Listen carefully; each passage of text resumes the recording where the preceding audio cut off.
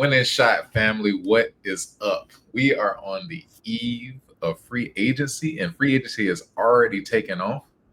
Listen, Hundo, how are you feeling about free agency thus far? We've literally been 2 days in, and we've already seen some big moves, and everybody's waiting on the Giannis move. But I feel like there's a lot of good content we can already talk about now. How are you feeling about it so far? Yeah, it's definitely been crazy so far already. And really the KD trade started it before free agency officially got started. But that was really like the first big domino to fall. And then since then, bro, like everybody is it's like an arms race in a sense. We got Yeah. teams out here making moves that we didn't expect. We got some teams not making no moves. And like you said, everybody now just waiting on that Giannis news. Facts. Fact. So I guess like starting out, let's go like in the Eastern Conference. So we got a couple of teams that are making big moves. I'm looking through the ESPN app right now, and they started with the trade actually from Cleveland. They traded Lonzo Ball for Isaac Okoro, and then I think it's a conditional second round pick. So when we looked at Cleveland this year, Cleveland kind of fell off in terms of expectations. They started as the number one seed, and everybody expected them at least to be the contenders against Boston for the finals, right? And that went completely left, as we all saw. Do you think like Lonzo bolsters that roster? I know I mentioned in the group chat, like, if he's healthy, he can be a great backup piece. But like you said, it's a big if. So how do you feel about the Cavs making that move? Yeah, and a big part of them falling off last year was the injuries. You had Garland with the foot injury. DeAndre Hunter went down, and I think was it Mobley? Mobley it was also hurt a little bit, Yeah, right? toe Towards injury. the end. Yeah, So that was three big pieces. We know Donovan Mitchell was playing through injuries as well, but you go trade for a injury prone, backup point guard. It's just like dog, like I mean, it makes sense. I mean, you need a backup point guard. They lost Ty Jerome, as we later find out, but it's a big if. Like I said, like if he can stay healthy, like we know what type of talent Lonzo is. He was a top pick. So, but before this past season, he hadn't played in what 2 years. yeah, So, like you said, it is a good pickup if he can stay healthy, but that's a big if. yeah. So okay, like for the Bulls though, what's the direction of the Bulls? I don't see Isaac Okoro coming in and starting. I mean, you still have kind of the same kind of style players with Kobe, Matthias Buzelis, and you got Isaac coming in. I guess is going to be a backup point guard. I don't see him starting. So, what does this mean for the Bulls, or if anything? Yeah, I see him more as like a role player. I think he's etched himself into like that role player type role. Coming off the bench on the wing, can defend multiple positions. Not really a big scorer or anything, but can come in and get you a few points. But for the Bulls, they're probably not going to be good again. Um, I know they were either in the play-in or right there near the play-in this year. Yeah, And then Giddy's a free agent as well. So what's about to happen with that? Like, are they about to re-sign Giddy? If not, if they don't re-sign Giddy, they could be pretty bad. I'm not gonna say they're gonna be the worst team in the East, but they gonna be bottom four, bottom five in the East. yeah. So, but do you think they need to be bad though? Because I feel like they're always in the middle, and they're never going to be contenders as long as they keep this roster. But if you're talking about next year having the Boozer twin, Darren Peterson, AJ, why not just be bad? Why not just do a fire sale on all your pieces and just commit to the future? Yeah, but you got to think this is the Bulls organization we talking about. Like this is one of those great franchises. They probably don't necessarily want to be bad, but like you said, like they aren't competing. They aren't going to be competing for Eastern Conference title. They like I said, they were barely around the play in this year. So yeah, just tank. Don't necessarily tank in that sense because we saw Adam Silver, penalizing teams in a way. Um, but yeah, they definitely need to be bad. I mean, I don't really see anybody on their roster that really like put fear in my heart for real. Yeah, So that's real. they might as well be bad, bro. But like we talked about before, like their pick is gonna be based off the lottery. So even if they are bad, I mean, they still might Yeah, end up with a not the best pick. yeah, that's true. Yeah, they were showing this graphic. I think you sent it. It was like all of their top pieces, like DeMar, Levine, and now with Lonzo, like were considered like stars in the Bulls organization. They just traded them away for nothing, essentially. And I think it's just kind of a testament to like where the Bulls are as an organization because I just don't think that they're good. And I hope that Lonzo pans out because I know what he is capable of being. I feel like he came into the league expecting to be like the starting point guard that's going to lead a franchise to a championship. But I feel like if he could be healthy and fill in like an Alex Caruso role, and be that kind of pest in the background, on that second unit, while you still have, presumably, if they keep DG, if they have, Donovan Mitchell's always also coming back, and then you have Mobley taking a step up, they can at least have something to bolster their defense. I feel like Lonzo is in a state of his career where he has to play a certain role. Like he can't be expected to do everything on both ends. Like if he can come in and give you a good 12 to 13 minutes, then I think that'll be enough for the Cleveland at least to be a considerable opponent in the East this year. Yeah, and I feel like a part of that too is like, what's his mindset coming into the situation? Because Yeah, if he does have that mindset, like you're saying, of like just being like a lockdown defender, taking care of the ball on the offensive end, not really, having to score, 20, 25 points a game, yeah, great.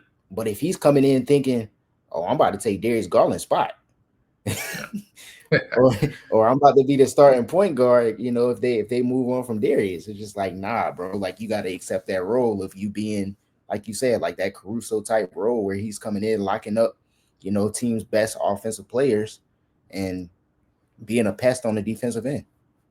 yeah. All right, so draft night, there was another trade we didn't really get touch on too much. The Suns got Mark Williams for Mitchich and the number 29 pick, which ended up being Leah McNeely. Um, for the Suns, we talked about going into the draft how they had a bunch of shooting guards and no bigs. Has your stance on the Suns changed with this trade with Mark Williams and drafting another big? I think they got Mulak. Didn't Mulak go to the Suns? Yeah, yeah. So now they have two Yeah. bigs now. Still missing a point guard. But how is your stance on the Suns and what do you think about this trade? Um, I mean, I'm glad they got some centers.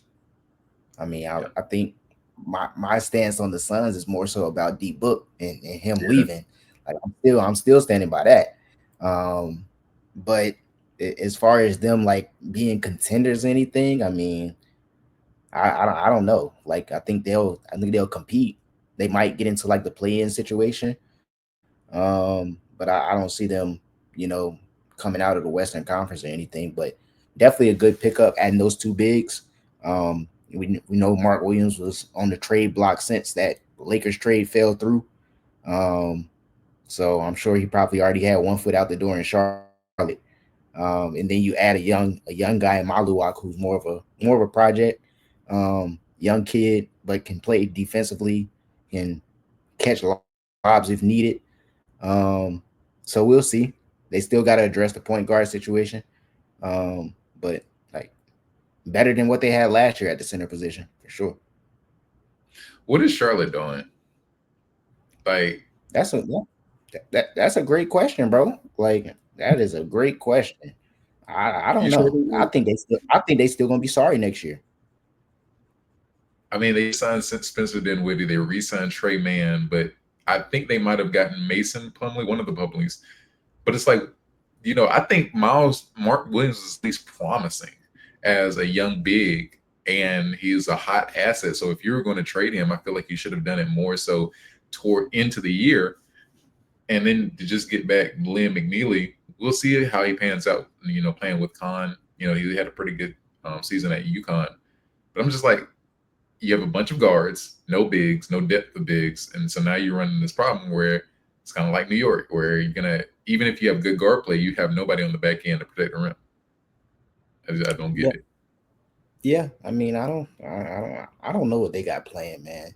The Dinwiddie situation, the signing confused me from Dinwiddie's perspective, not even from Charlotte's perspective for real. But like, if you're Dinwiddie, why Charlotte, bro? Like they already got Lamelo, they just drafted Sion James, they got Khan. Like, bro, you could have went and then you only signed a 1 year deal. Like, Yeah, I feel like that's a tradable piece. Like, I feel like they about to move him. yeah. Like, I don't get that. But Charlotte, yeah, I think they're gonna be bad again next year, for sure. I stand on that. They gotta show me something. Yeah, I agree, bro. I'm confused about their direction. Um, let's keep going. So, actually, there was just a report. Just got on my phone that Lakers are planning to sign Deandre Ayton. Um, Ooh. yeah, so we can go over there. We were talking a couple of nights ago about how they signed Lavria and how we definitely knew Braun was leaving. I guess in the eve of all this speculation, or in the midst of all this speculation about Braun leaving, people trying to figure out what he wants in terms of direction of the team. Does this help Braun to stay? And what do you think about the Lakers roster with DeAndre saying? I think that gives them the big that they've been looking for. Um, since they got Luca, he can definitely play that role of rolling to the basket. He can protect the rim. He has to stay healthy. Um, but I think it helps. I don't know if Brian is still he'll probably stay now. I think that helps the situation. Aiton is somebody who's averaged a double double the past what 4 or 5 years since he's been in the league for real.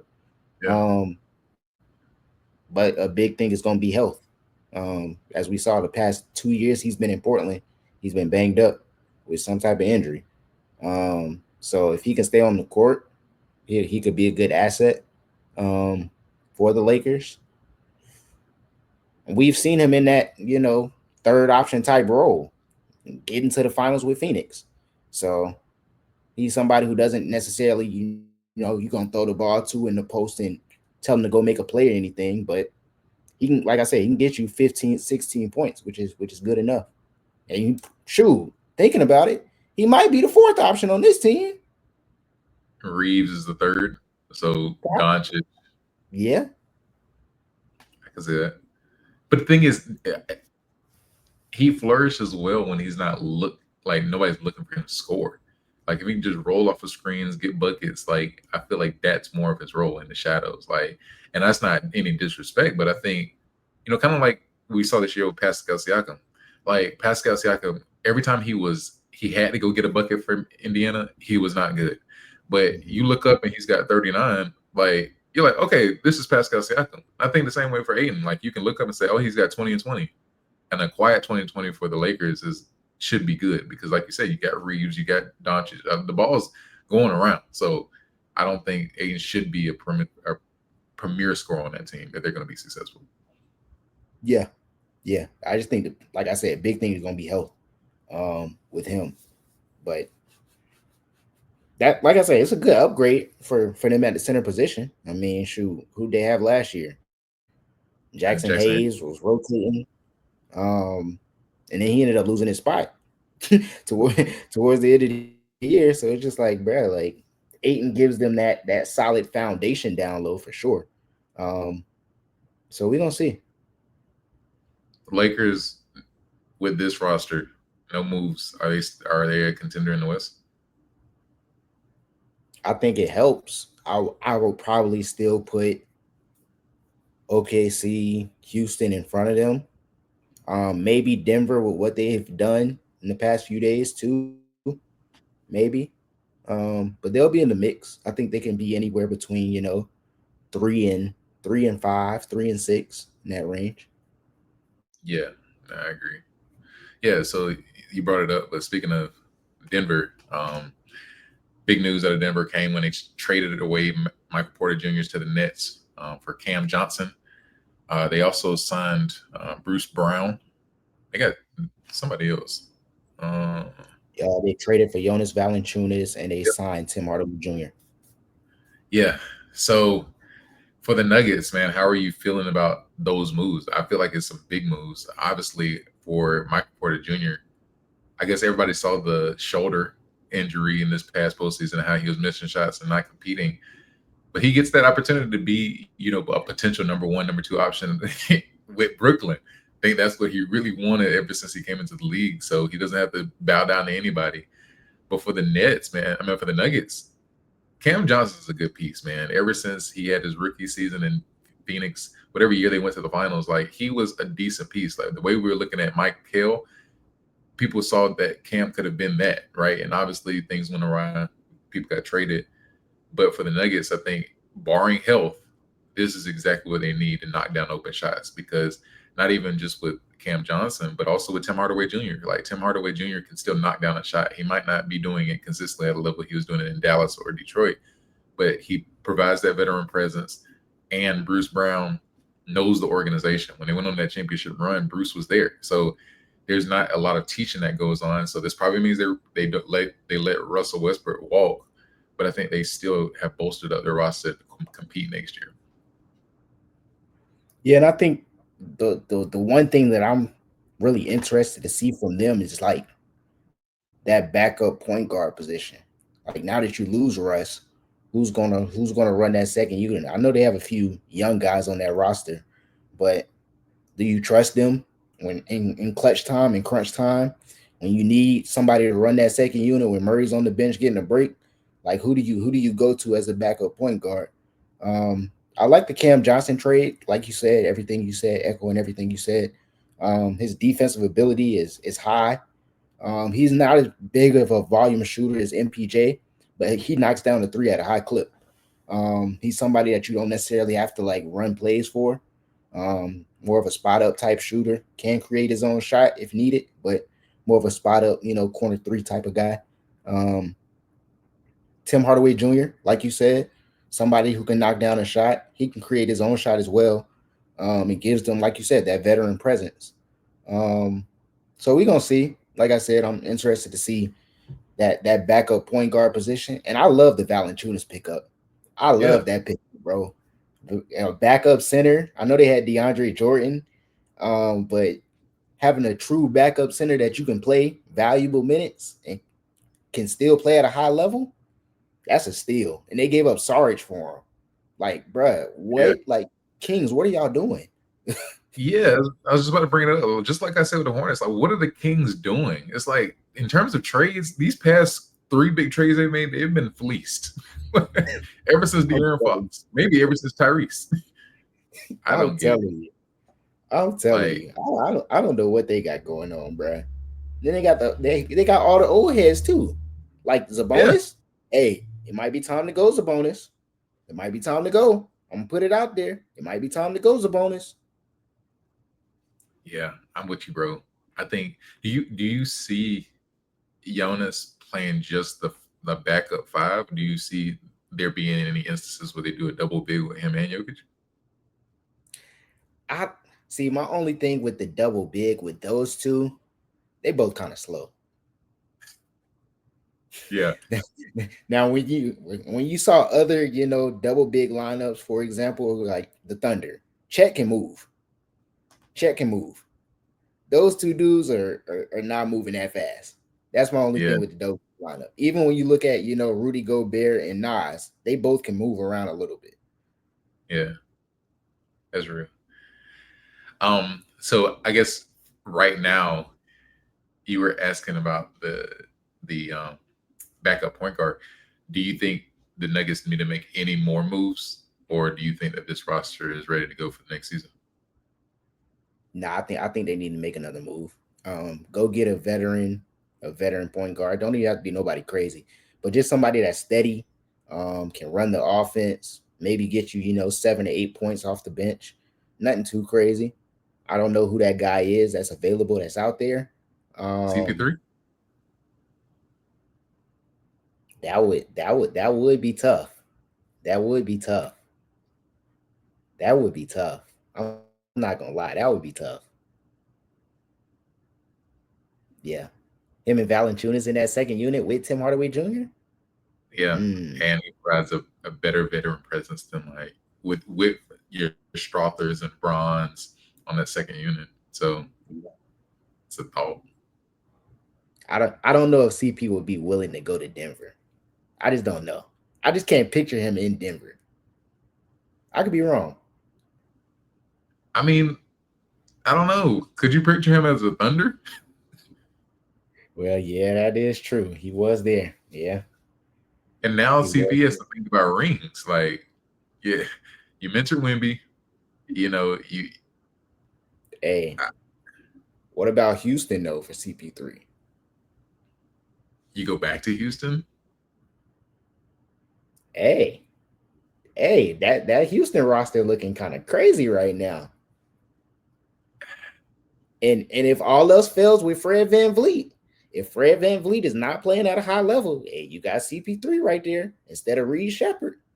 I'm just saying. Yeah, I mean, I guess at that point it's going to come down to what he's asking in terms of money, because I'm sure with all the um the moves that the Rockets are making, the money's drying up quickly. Just Yep. paid Jabari, you're paying KD, paying Sangoon, you paid Steven Adams. So I like, let's just go there, right? So they signed Dorian Finney-Smith, Mm-hmm. um, re-signed Jabari, like I said, and obviously the move of KD. We talked about the KD trade earlier, but I guess with these additions, how are you feeling about the Rockets roster? Resign Steven Adams. Got Clint Capella. Yeah, Them boys looking tough, man. Um, I think they need one more shooter. Like if they don't get CP3, just go get one more shooter. Like I need like a lights out type shooter though. Like I feel like that's the only thing that they really like truly missing. Like maybe Reed is that guy. Um, but we gonna see. Hopefully he gets some more minutes. Um, but they looking tough. I like the Dorian Finney Smith move. Versatile defender, wing defender. Um, can play multiple positions, guard multiple positions, and can knock down the three. You got Thompson, who gonna be guarding the best perimeter players. You got KD. Like, yo, they looking tough. And I know Ime gonna have them playing defense for sure.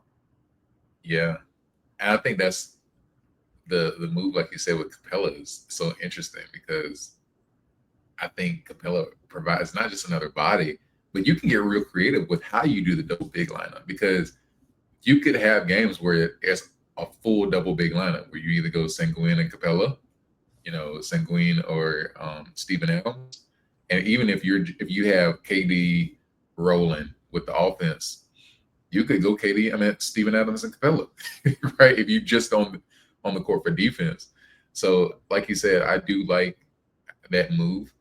I feel like Dorian Finney-Smith, hopefully he can knock down, the three, but he provides defensive leadership. And I think for a lot of these moves that I'm seeing is kind of trying to take the pressure off of KD defensively so that he can provide more on the half court offense, which I think at this stage in his career, you got to be honest and say, he's not the defender he was with, the Warriors a couple years ago, but he still provide a bucket. And if he has to work less defensively, energy wise, he can give you that much more on the half court. So I think it was smart from that end. Like you said, I don't know what that piece is that's out there. Um, Maybe if the Blazers situation doesn't work out and they buy out Drew Holiday, that would be a move I could see, him going to the Rockets. I don't know. I don't know who out there is like going to provide immediate shooting. Nice move would have been, obviously we'll talk about it in a couple minutes with Malik Beasley, but having like a guy like Malik Beasley who can knock down a shot, um, yeah, And my thing also in getting, CP3, like me personally, I don't really see Reed Shepard as like a point guard. So like if they do free him up and put him on the wing at the two or the three, um, I feel like CP3 can, get him some open shots. Because I feel like he's a lights out shooter. Um, so like I said, maybe Reed is that guy, but they would have to get a backup point guard for sure. I mean the problem is like, what do you do with Cam Whitmore though? Yeah, yeah.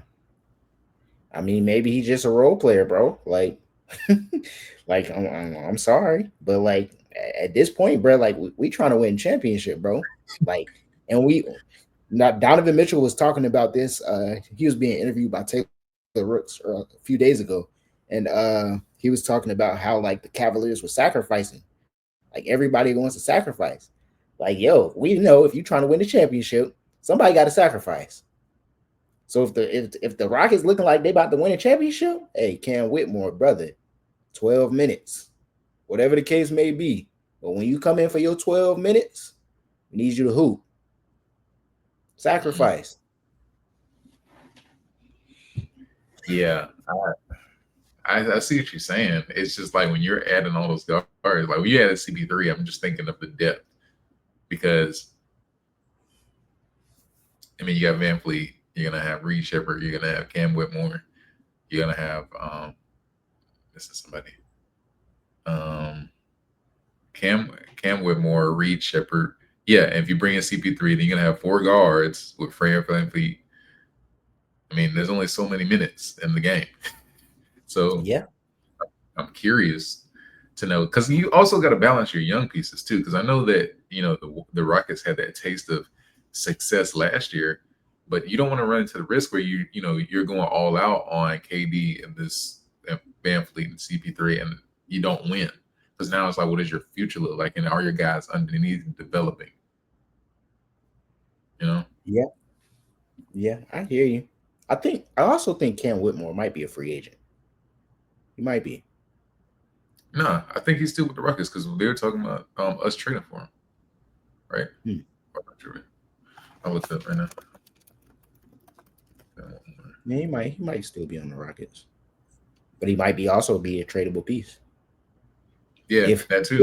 if it does come out that if they do bring in another point guard or whatever, another guard, maybe he does want to leave, and maybe they, like I said, like the Rockets are still in good shape. Like even following that KD trade before they made these moves, bro, like they still got some young pieces that they can move. Like I know you talked about balancing it, but like bro, like if they change their mindset to like win now mode and like forget these young players like on some Warriors type junk, they got some good pieces that they can still move to go get some guys. Yeah, that's true. I can't even be mad at it. Um, okay, so we talked about the um, the Rockets. So I saw last night, I believe, Duncan Robinson signs with the Pistons, in a sign and trade.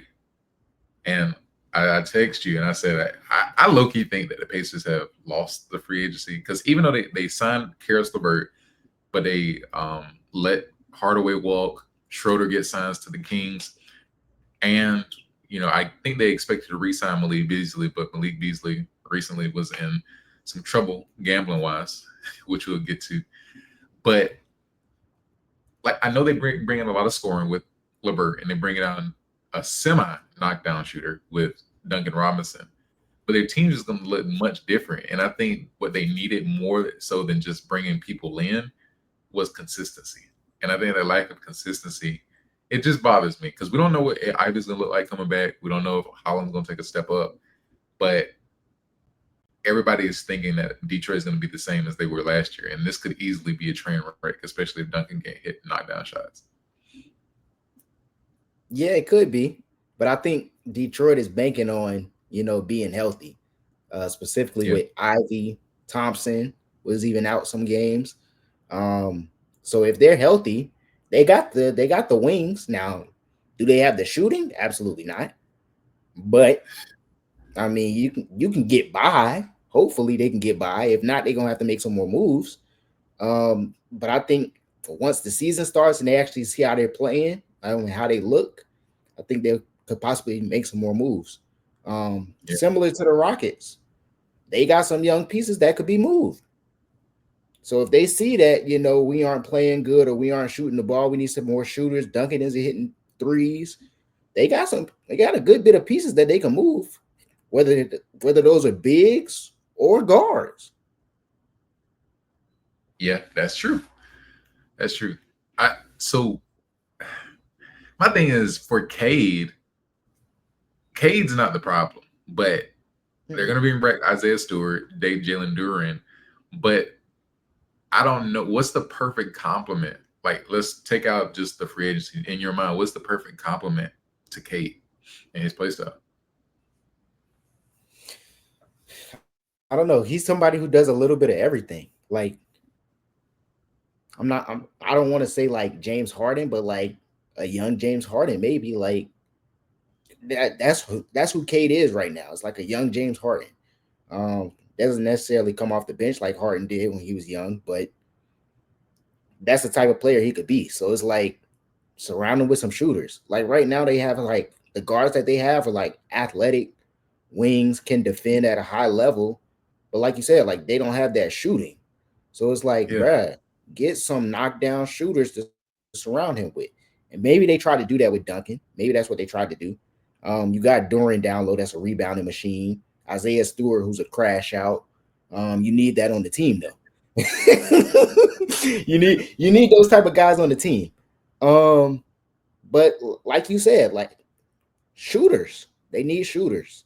They need some knockdown shooters around Cade. yeah, that's just I don't know. That's kind of the thing that bothers me because like yeah, you need Stewart because they're trying to relive that bad boys era. But even with the bad boys, when you had Lambeer and Rick Mahorn, the problem with that team was like none of the bigs could provide you any offensive scoring. A lot of their bigs were just for toughness, and I think that's the same thing they're trying to rebuild here. But it's like, am I going to get a bucket from Duran? Can I get a bucket from Stewart? There's the paint clogs up quickly, and then if I have nobody to spread out the floor, we're hoping that Duncan Robinson turns back to 4 years ago. I just don't think that that's the case. I mean, at least with Malik, you brought back the same player and had the same level of consistency. I just don't know if Duncan can provide that. And for Cade, it just looks like it's going to be the Cade show again. If only if Thompson takes a step up offensively.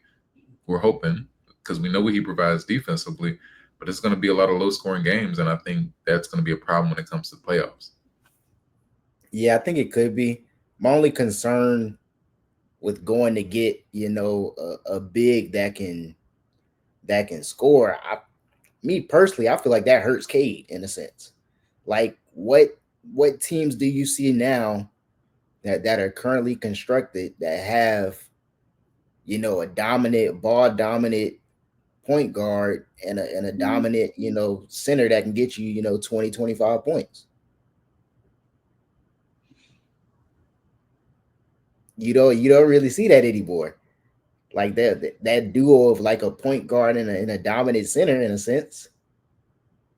Like I feel like the closest that you have to that is maybe Miami, maybe. Well, I don't think Even it has then, to. Hero isn't a natural point guard. What I'm saying, I'm not even saying it from the center perspective, but I'm saying you're not getting any kind of scoring from Stewart or Duran, from your 4 or your 5. So the lane's going to clog up. But like even with Indiana, yeah, Indiana would be a good example. I mean, Myles could get you a bucket, but you also have Pascal who could stretch the floor. He could hit a three, and he could bang down low. I just don't think you get that with Detroit. So you saying they need to go away from the double big lineup and get rid of Stewart? Yeah, because every double big we said, like Oklahoma City, Houston, you had one big who was an offensive threat. Like I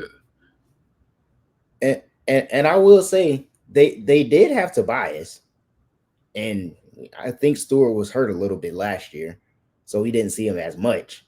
But I mean, maybe one of them comes off the bench and is the second unit, starting center, and they go find a 4 or a 3 that can play the 4 um, to fill in. But I don't know what their money situation currently looks like, and I don't know who else is out there that's available that fits that mold that can stretch the floor a little bit for them offensively.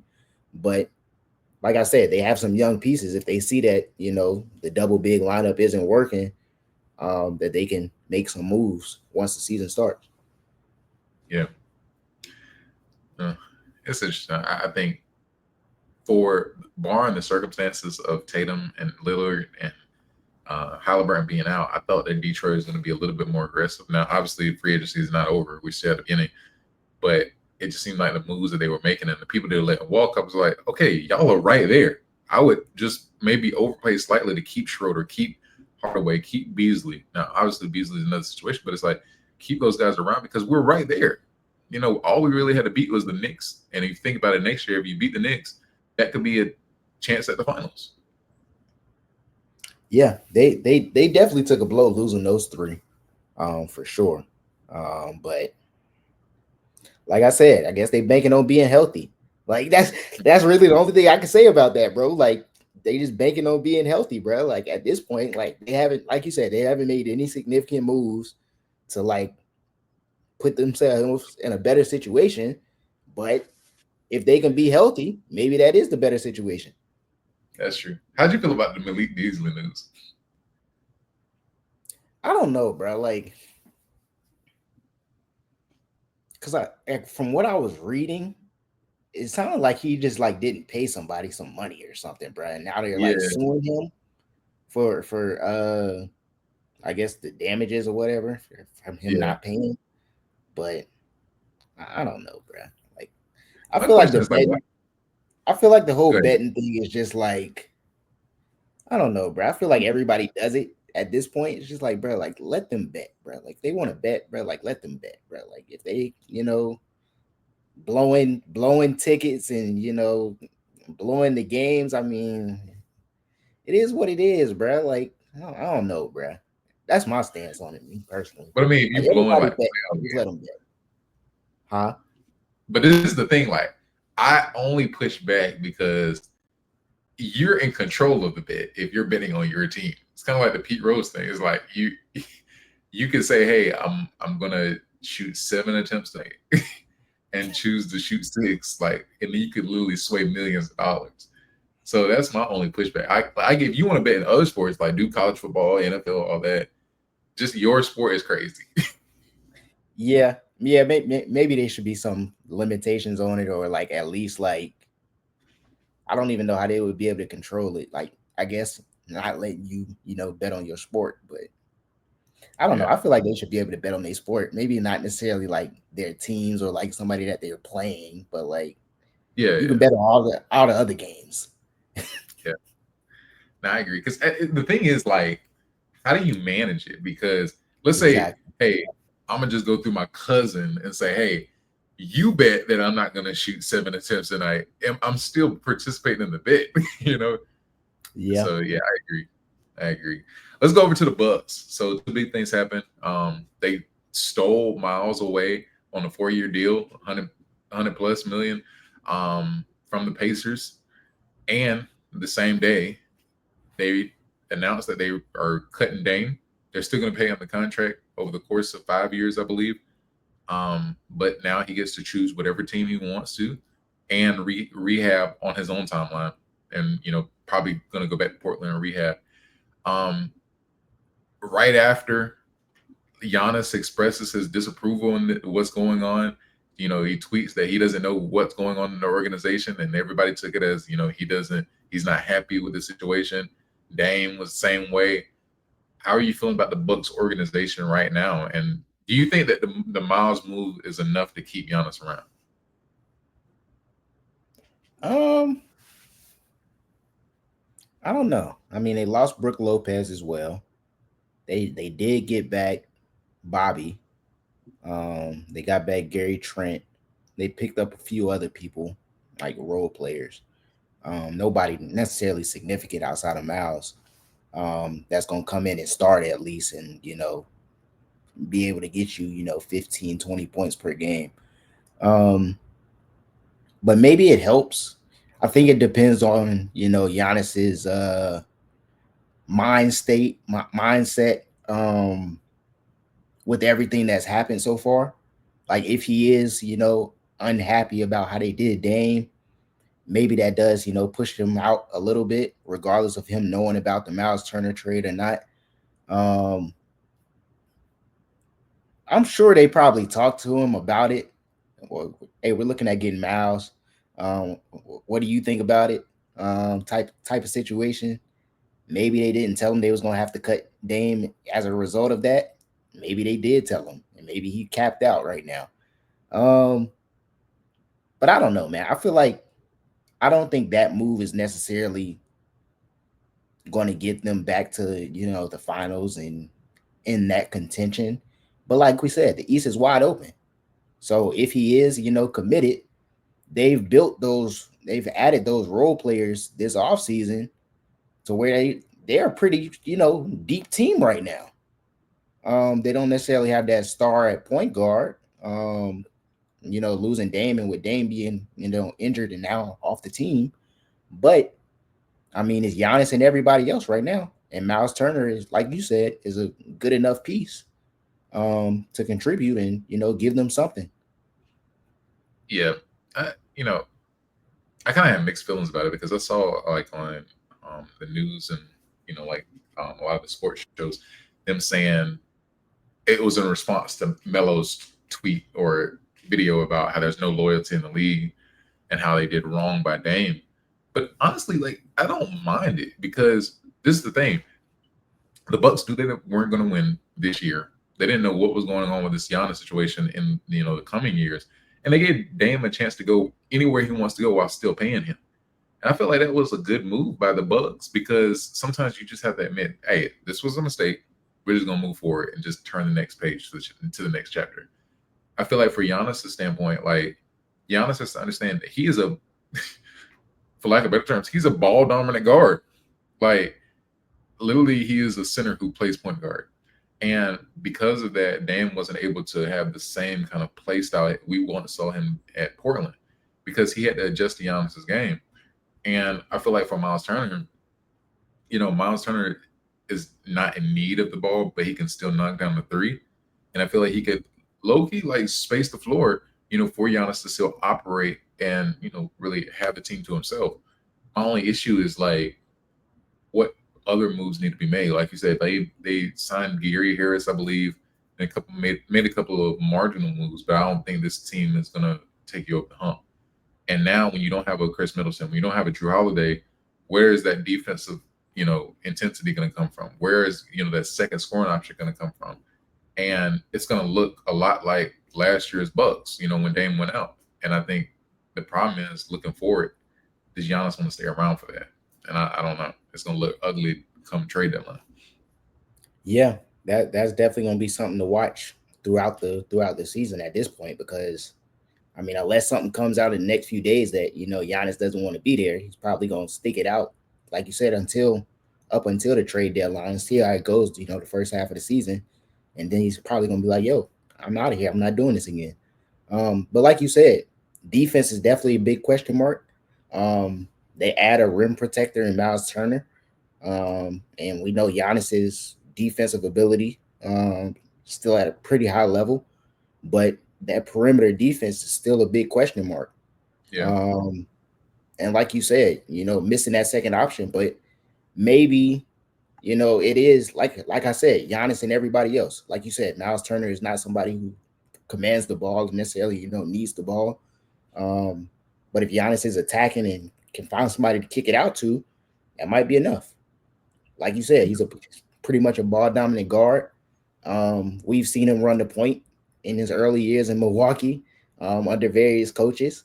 Um, so if he's able to get downhill and kick the shooters, that's a recipe for success, maybe for the Bucks. Yeah, I agree. Do you think Giannis and Miles and I guess presumably Gary Harris, KPJ, Kuz can get to a finals? No. Okay. All right, I agree. I think honestly, I think it has potential to get really ugly. Like it's just the defensive thing. Like it's all going to be on Giannis now. Like I think in situations like this, you kind of value your what he had 4 years ago, 3 years ago with Chris Middleton and Drew Holiday because they did a lot of the work that didn't make highlights. You know what I'm saying? They provided necessary scoring. Drew obviously at that time in his prime, he was providing defense and was guarding the best player. Who's going to do that now? Now that you don't have Dame, you have nobody on your bench you can look to and say, "Hey, Dame's coming back." Right? It's just really going to be you. Yeah. I will say an X factor could be Kuz. What Yeah, what Kuz are we gonna get? Um, he's capable, of getting 15 points per game, but what is he gonna do? I will say they got a lot of size in that starting lineup with Kuz playing the three because he's about what 6'9", 6'10". You got Giannis that's 6'10", 6'11", and you got Myles Turner. So they got a lot of length. Um, I mean, shoot, maybe if they can't stop anybody on the perimeter, they go to a zone. They're gonna be long, athletic. Shoot, might have to try it out. So we're gonna see, man. Yeah. All right. So let's talk about the Pacers then. So Pacers lost Miles Turner, and you texted to the group this morning talking about how they were the losers in free agency. So do you think they've just given up and say we're just gonna try to get the top pick and just wait till Halliburton gets back? Like, what are they doing? I don't know. I think definitely they didn't want to go into that second apron, as we saw with them, not wanting to pay Miles Turner. They still got Siakam. They still got a lot of good role players. Neem Hart, like we said, is definitely going to have a bigger role going into next season. Um, Still got Neesmith. So they should compete. I don't know if they're gonna like tank like you said and have a high draft pick or whatever, but I think they'll be able to compete in the East. Like we said, it's still wide open. Um, but they haven't done anything to like similar to Detroit to put themselves, back in that conversation of being, a top team in the Eastern Conference. Um, so it's gonna be interesting to see. Um, what happens there and if they do decide to eventually make some moves, whether later in the free agency or as the season rolls along. Yeah, I didn't understand it because there were points in the postseason where we were like, man, this team is still good even without Tyrese. I felt like you could put Nembhard or McConnell. If you want to keep McConnell as a backup, you could put Nembhard at the one, run Benedict at the two with Miles Turner, and you got Pascal, Obi. Like, this team, what are we talking about? And I think Indiana has these kind of lofty expectations. You got to remember that a lot of people aren't choosing to go to Indiana. So it's like, why can't you overspend 4 miles, even if it's into the second apron? Because that team in the Eastern Conference, without Hallie, without Dame, and without Tatum, it can still contend. And I just felt like with them signing the Bucks signing Miles, it was like they kind of waved the white flag. And I was like, man, y'all are actually still kind of good even without Tyrese. Yeah, but I don't know. Like once again, bro, that second apron is gone. It's going to challenge a lot Yeah. of teams. A lot of teams not going to be willing to pay that price, bro. Like for for somebody who, like we just said, doesn't necessarily command the ball, don't necessarily have to run an offense through him. I mean, yeah, he's a good piece, but like with Halliburton gone, how good is Miles Turner in that situation with the Pacers? Is he still doing what he was doing before? I mean, Yeah. I mean, he did it maybe before Tyrese got there. we're gonna see. I guess we won't see now, but I guess I don't know. It's just gonna be interesting to see what the East looks like this year because like I thought Indiana would still compete. Now it's like there are gonna be a lot of teams at the bottom because Indiana's not gonna be good without Miles. Because if you expect to throw Thomas Bryant and Tony Bradley out there, it's not gonna be the same kind of team, hey, unfortunately. I told you last week it's gonna be a lot of teams beating up on each other in the East. Gonna be a lot of teams around 500, and we starting to see why now. Yeah. Okay, so let's talk about so we talked about the Bucks, talked about the Pacers. What about Toronto? They re-signed Jacob Portal onto a big contract extension. So they have a lot of those boys under contract, Quigley, Barrett, BI. Are they a team that's gonna make any noise this next season? I mean, they might be able to get in the play in. I don't see them necessarily, winning the East or anything, but I mean, maybe they can get in the play in, make some noise possibly, but I don't see them going too far. Um, but I think they was right there on the outside looking in. They wasn't too far off. I don't think this past year. Got to be healthy though. Yeah. Thing is that who he got a bunch of the same kind of players. Like yeah, BI, Hmm. You got, Like I mean, Scotty Marcus, Barnes. Scotty, and even Murray Bowles. Like, I guess he's more so for the defense, but I, I don't know what that team looks like. And for Toronto, they just got rid of their GM. Um, and they said a lot of that was because Pascal, they got rid of Pascal, and Pascal went to conference finals and finals right after. And they want, I guess some of the owners wanted to keep Pascal. So I'm interested to see what their directions. Who's in a better position? Like, do you think Toronto is in a better position, or I mean, where do you what's a successful year for Toronto going into next season? Is the playoffs play in successful? Or what does that I look? mean, Huh? I feel like it depends on what the direction of the team is. Yeah, I Like don't know what it is. like that's a big thing. Like if you just gonna, either let BI walk or let Scotty Barnes walk or trade people after the season, I mean maybe you don't want to get in playoffs. But if you actually think you got a chance to compete, I think a successful season for them is making the playoffs. Maybe not necessarily the play in, but like being one of those, top Top what eight. six, top five teams, whatever the number is. That's outside of the play in, maybe.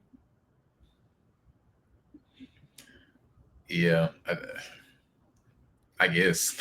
Like I feel like the play in is like the bar. Like they probably expect to be in the play in. Like if healthy, like this roster is not necessarily a bad roster, but they gotta be healthy. And I don't think that it's a good enough roster to compete for a championship.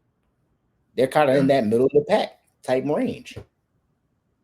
yeah. I just don't know what to make of Scotty just yet because, like, in your eyes, is Scotty a star? Mm, I think he's a good young wing. I feel like he's versatile. I think he gets overlooked because he's in Toronto. Like coming in when he came into the league, like out of Florida State, Scotty Yeah, was him. Scotty was him. I think people have forgotten because he's been in Toronto. And they haven't necessarily been, like I said, they've been middle of the pack. Haven't been, terrible, but haven't been good. Um, and then you go and you add, these either similar type players or like similar level type players around him. It's like, yo, you got RJ, you got Brandon Ingram. It's like, yo, all like right, these guys are, if not the same play style, at the same level. Like nobody necessarily stands out. So it's like now you got three dudes that's at the same level. It's just like, yo, like it could get cloudy. right. And so the reason why I brought that up is because we talked about going into this past season how the players sent that survey with Tyrese being the overrated player, and I'm like, because of this postseason run, I feel like Tyrese has stepped out of that category, and we've talked about him more in terms of the star superstar category.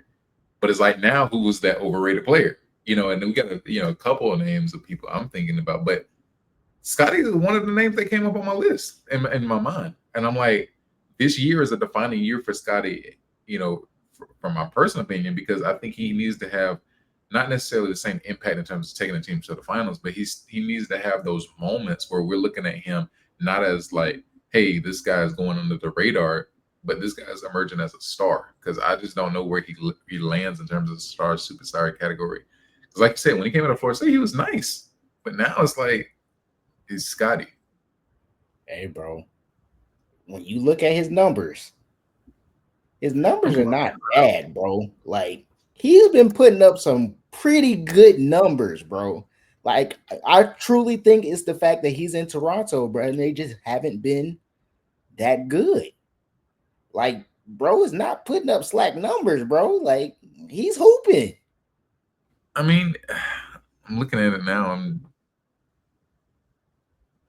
He had 19 last season. I mean, it's a solid numbers. He went up from 15.3 in his rookie year, 19. Now, granted, like I have to go watch tape because like last year, I'm like, are you playing meaningful basketball? And how many of those games were actually like meaningful? But I agree with you, bro. I'm not saying that he's not, but I think even with the 19, So what he got? Bro. I mean, 19, 7, and 46%. 5, bro. Year before that, 19, 8, and 6. Like, come on, bro. Like, everybody not doing that, bro. We're gonna have to see, man. Because even with those, I'm still like, if we're talking about star, because he remember he's getting paid a big contract. This is the standard. We're not gonna just say, oh yeah, 19 is like, oh yeah, he's emerging. Now you got paid. So it's like now I'm expecting 22, 23. Because hold on. What is Once again, look at who's he's surrounded by, bro. You got similar type of players. I'm sure if you go look at the Raptors stats and you look at their points, it's probably going to be evenly distributed amongst 3 or 4 players, bro. It's going to be 3 or 4 players that's averaging about 15 plus, 16 plus. I know IQ was coming off the bench, if not starting, and putting up good numbers with Toronto. yeah, I agree. I just with all that's being said, for next season, I still feel like if he's gonna be if he's the center of the franchise, I don't know how they because when he came in, like he was the franchise cornerstone. If that's still the case, he still needs to take a jump up because when you have Paulo, you have Tyrese, all these players are actually taking steps up. I want to see that from Scotty this year. I But didn't I know we think were going that to goes. But I also think that goes back to how they play.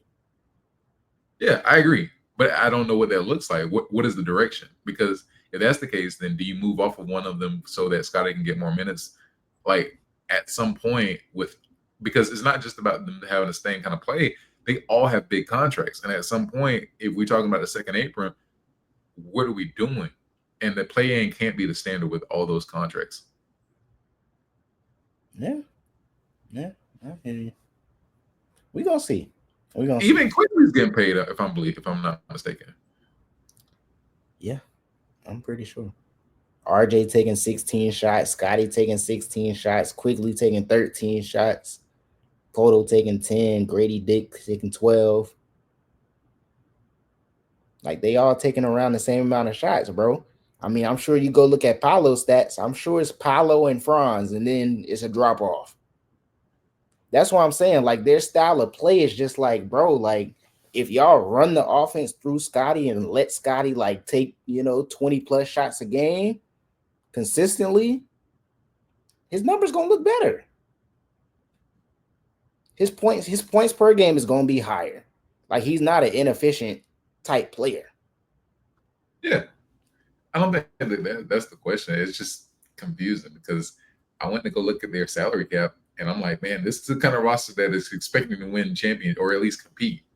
And it seems like they have a top heavy roster for maybe the plan. I don't think that's good enough. Gotta be healthy. Once again, gotta be Yeah, healthy. RJ Barrett, 58 games. Scotty Barnes, 65 games. Quigley, 33. Yagapoto, 56. Grady Dick, 54. You gotta be healthy. Can't have everybody playing 50 or less games. Like that's 30 games right there that they not playing. yeah, that's real. That's And like I real. said, like they weren't far off in the standings when you look at it. Let me see where they were at in the standings. They were right out. Well, they were 9 games out of the play in. They were 9 games out of the play in, but they were what 11th. They were the first team out of the play in last year. And like I just Nine said, games out of the play in. out of the play in. But like I just said, they weren't healthy. I just said they missed half a majority of their star players missed 20 plus games last year. You I can't hear you, have bro. that. You're not At you're some not gonna point, be successful in that situation. I hear you. I hear you. I just I don't know. I'm expecting more. All right, let's go to the Knicks. Let's go to your team. So, y'all, first of all, y'all gotta bolster the bench by getting Jordan Clarkson and Gershon Yabusele, I believe his last name. Then y'all just announced today that y'all are signing Mike Brown to a contract as the next head coach of the New York Knicks. Your thoughts as a Knicks fan? Are you pleased? Do you think there is any significant moves that need to be made? How are you feeling about the Knicks right now? Yeah, I'm not too big on the Jordan Clarkson signing. Um, just an older Miles McBride. Like they both gonna shoot the ball. They both can score.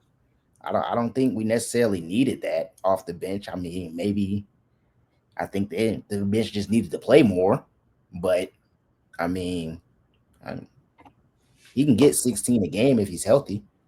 Um, but defensively, how is that gonna look?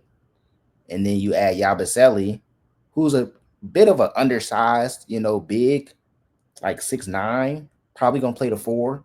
We need a center. We need a backup center. We need somebody with some size and some girth. I know Yabusele is strong, but like I said, he's only like 6'9", bro, 6'8", 6'9". Like we need a footer. We need a 7-footer down low that's gonna hold it down when Cat gets in foul trouble. Because it's coming. It's He's good. gonna get in foul trouble. The Mike Brown signing, cool. I mean, it's cool. I think I'm glad he's getting another opportunity. I think he was done wrong in his last few stops. Um Especially at the Kings, bro. He had just won coach of the year. Then they bring him back 33 games and fire the man. So I'm glad he's getting the opportunity. But like I said before, like whoever we signed as the head coach, they got some big shoes to fill because the Knicks made it to the Eastern Conference Finals. Like he has to at least get back to the Eastern Conference Finals, if not the finals. And that's some big shoes to fill. And as a black man, we gonna keep it real. As a black man, as a black head coach of the New York Knicks, if he doesn't get that done, they're gonna be calling for his job real soon. If he doesn't, do they fire him within a year? I mean, I wouldn't be surprised. Should they? No, but I mean, I wouldn't be surprised. Like I said, he got some big shoes to fill, and like I said, Knicks fans are gonna be wanting Eastern Conference Finals, if not the finals, with this roster. Like I said, the starting five is intact. We got the same starting five as last year. We added Jordan Clarkson, Yabusele. I still think we need to go get a backup center, like a true center. But if we're able to do that and we, keep everybody else, we in good shape. My thing is just y'all are being so unrealistic because you're asking a new coach to come in and put in a new system, completely different than Thibodeau. And I know that he's getting paid to win, but it doesn't always work that way. The It, injuries, a long season. We were supposed remember Boston was supposed to be a shoe into the finals last year, and obviously it did not work out that way. That's just the nature of the I'm, NBA. I'm with you. I agree with you. I'm with you. I think fans are unrealistic. But like I said, with him being in New York, that's gonna be the expectation, bro. I'm telling you, whether it's right or If wrong, bro, people are gonna be expecting him to come in and win with this roster. if y'all get rid of him in a year, it'll set y'all back a decade because nobody's gonna want to come to that job. Nobody. Hey, they should have kept Tibbs at this point. Nobody. Uh, yeah, that's crazy. I mean, But whoever you're they right. hired, bro, whoever they hired was gonna have the same expectations. Whether it was Mike Malone or James Barago, the expectations were gonna be the same, bro. Get back to the Eastern Conference Finals or win the NBA Finals.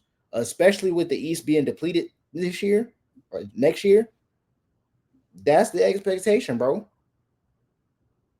Yeah, I feel you. I understand that, bro. It's just like sometimes you just got to be wise in terms of like because my thing is you fired Thibodeau expecting to get kid to go get all these big names, and I think a part of it was obviously the teams didn't want to just trade you or give up that their coach for you, but if you start going churning through coaches, you're going to have a lot of big names who would go to the Knicks if they would have been a more functional organization. And I think that's the biggest thing is like you talk about even the Villanova guys. You talk about Brunson, Michael, DiVincenzo. Like the reason why a lot of them flourish is because of the structure of Villanova. You start putting a lot of dysfunction in your organization. I don't know if that team necessarily looks the same. Like at least Thibodeau, you know what you're getting out of Thibodeau. It provided some kind of order You start running through 3 to 4 coaches a year, I doubt they're going to want to stay, and I don't know how they're going to develop as players with all that churn. And that's a big part of it too. Like even with the timing of like when they fire Tibbs, it's just like, bro, like who we gonna draft?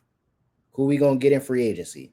Just like the timing of it, bro. Like if you are gonna fire him, bro, do it at a good time, bro. Don't wait until a couple weeks before the draft and all of this going on. Free agency about to start. Cause now if I'm a free agent and I'm looking at the Knicks, like dang, bro, they had a good season, but they ain't got no coach.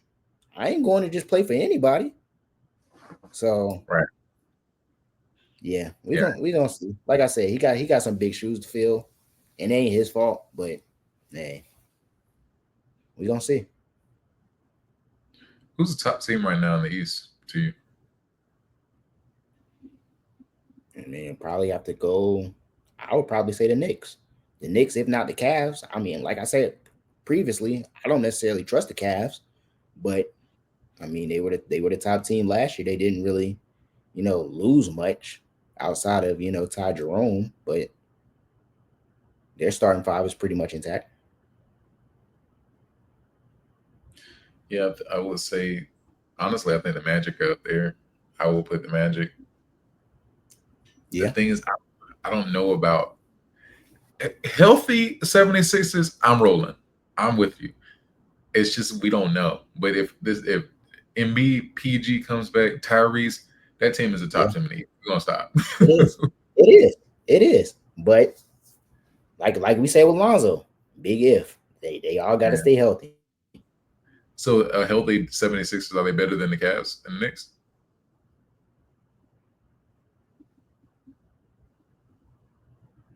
Mm. I think that would be a good matchup between them and the Knicks. I think they're better than the Cavs. Like I said, I don't necessarily trust the Cavs.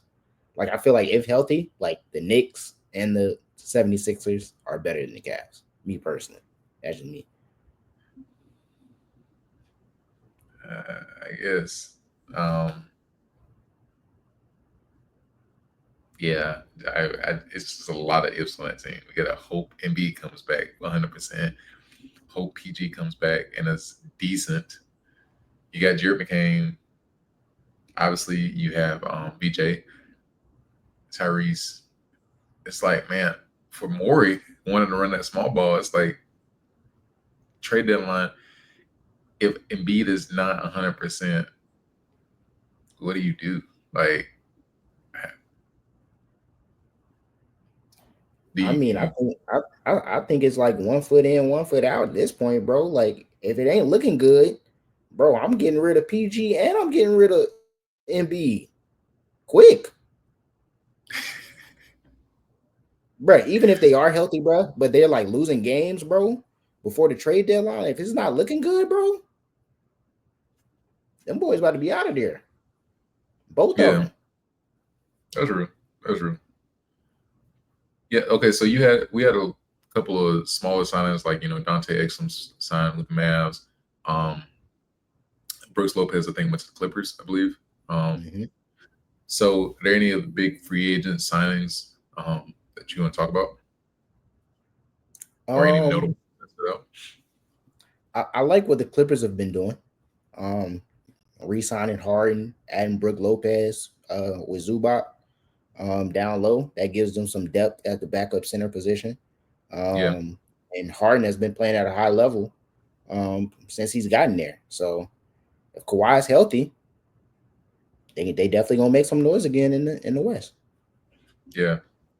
I like I like them. It's just gonna be interesting to see like with Harden and Kawhi another year older, can they stay healthy for 82 games? Right? If they can stay healthy, they're gonna be a contender. Well, they're gonna be a strong opponent in the West. I don't know if they're necessarily a contender, but the biggest thing is always for both of them has been health, and just when you get to the playoffs, making sure both of y'all are there and healthy. Um, like I said, I like their moves. I'm not mad at it. Just I don't know if I'm gonna get with them. Yeah, And yeah.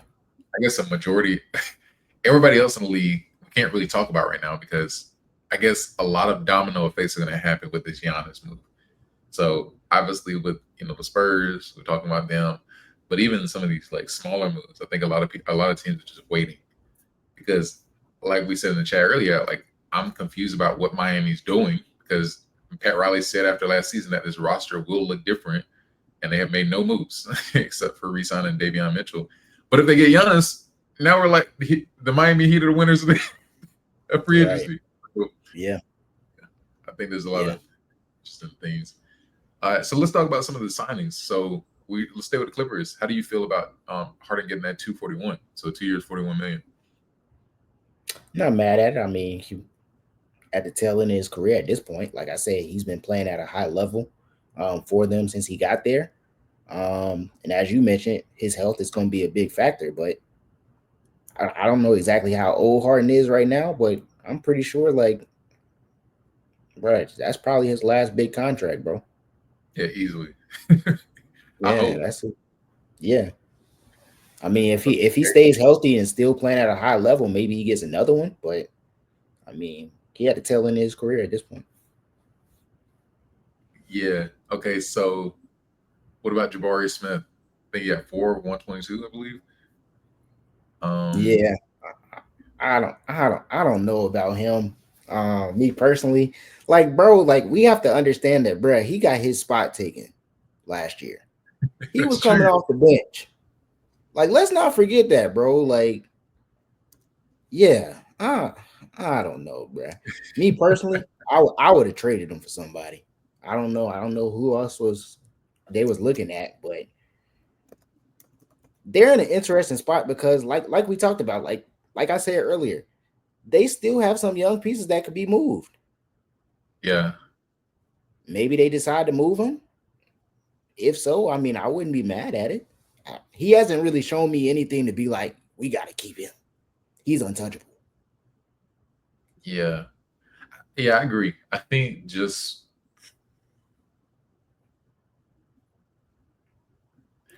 And and I also like I'm a win now person, bro. Like, yeah, you got yeah, this potential, but bro, if we got the opportunity to win now, bro, bye Jabari.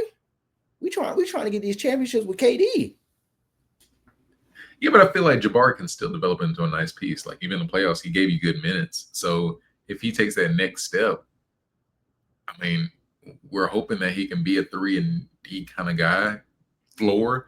And I think the ceiling is like, can he be like a second option on our team outside of Sanguine, barring they keep him in the event that Durant and this Van Fleet move on after this year, then it doesn't work out, or even the next 2 years, you've got him for the next 5. So maybe he can develop into that KD type player. Not saying he is KD. I'm just saying that type of player where you can run offense through him. Maybe. I think them losing Jalen Green. I mean, we definitely gonna see an opportunity for that. To see if he could possibly be that guy. Yeah, But still, we won't be able to see it until KD is off the team. that's true. That's true. I ain't mad at it. So I guess saying that same boat, how do you feel about Steven Adams extension? I'm not mad at it. I like Steven Adams. I'm a fan of Steven Adams' game. Regardless of what the numbers say, bro, like he's physical, bro. He's strong, bro. He gonna rebound.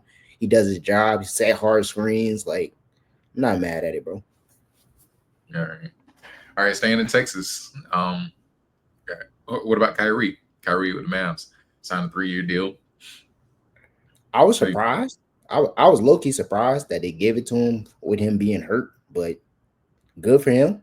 Um, Not mad at it at all. He's definitely a piece that they're gonna be looking for when he come back.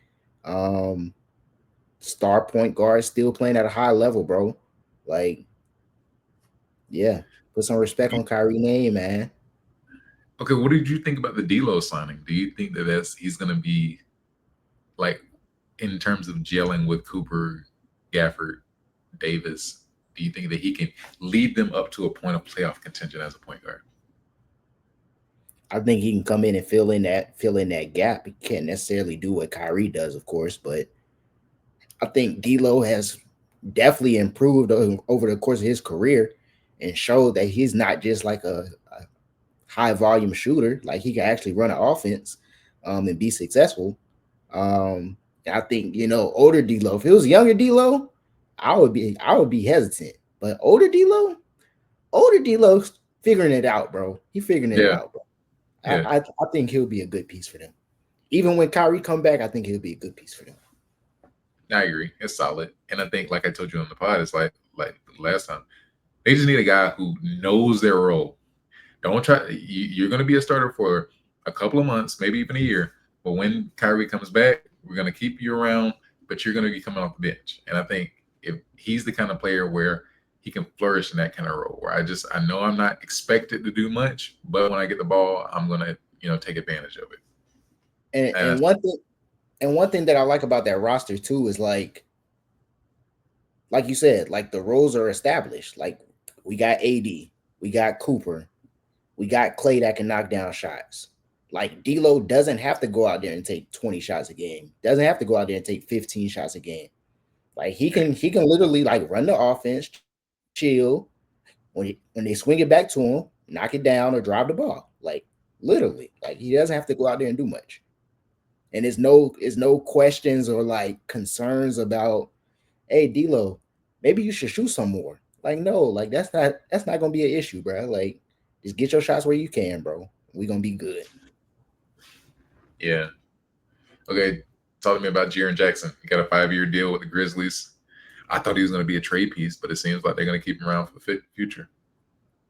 Especially when they moved Bane. I definitely thought they were just about to blow it up. I still think they need to blow it up. Um, I probably wouldn't have paid him that.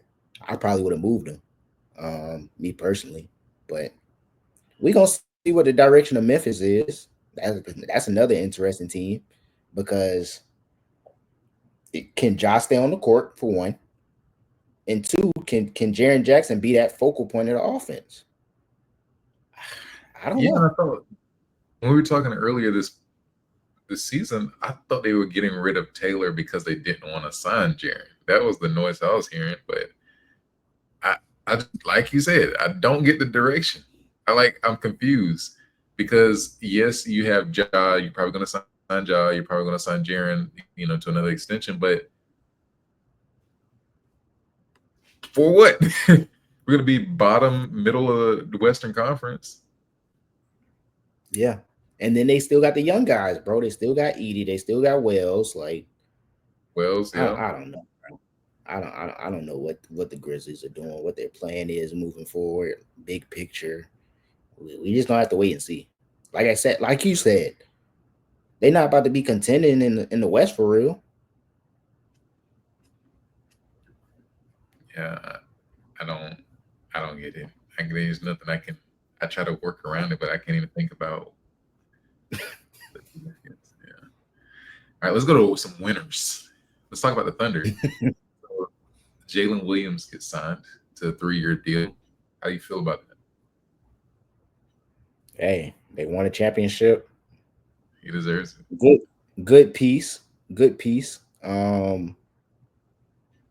Once again though, like they also have some tradable pieces if they want to go out and make a big splash.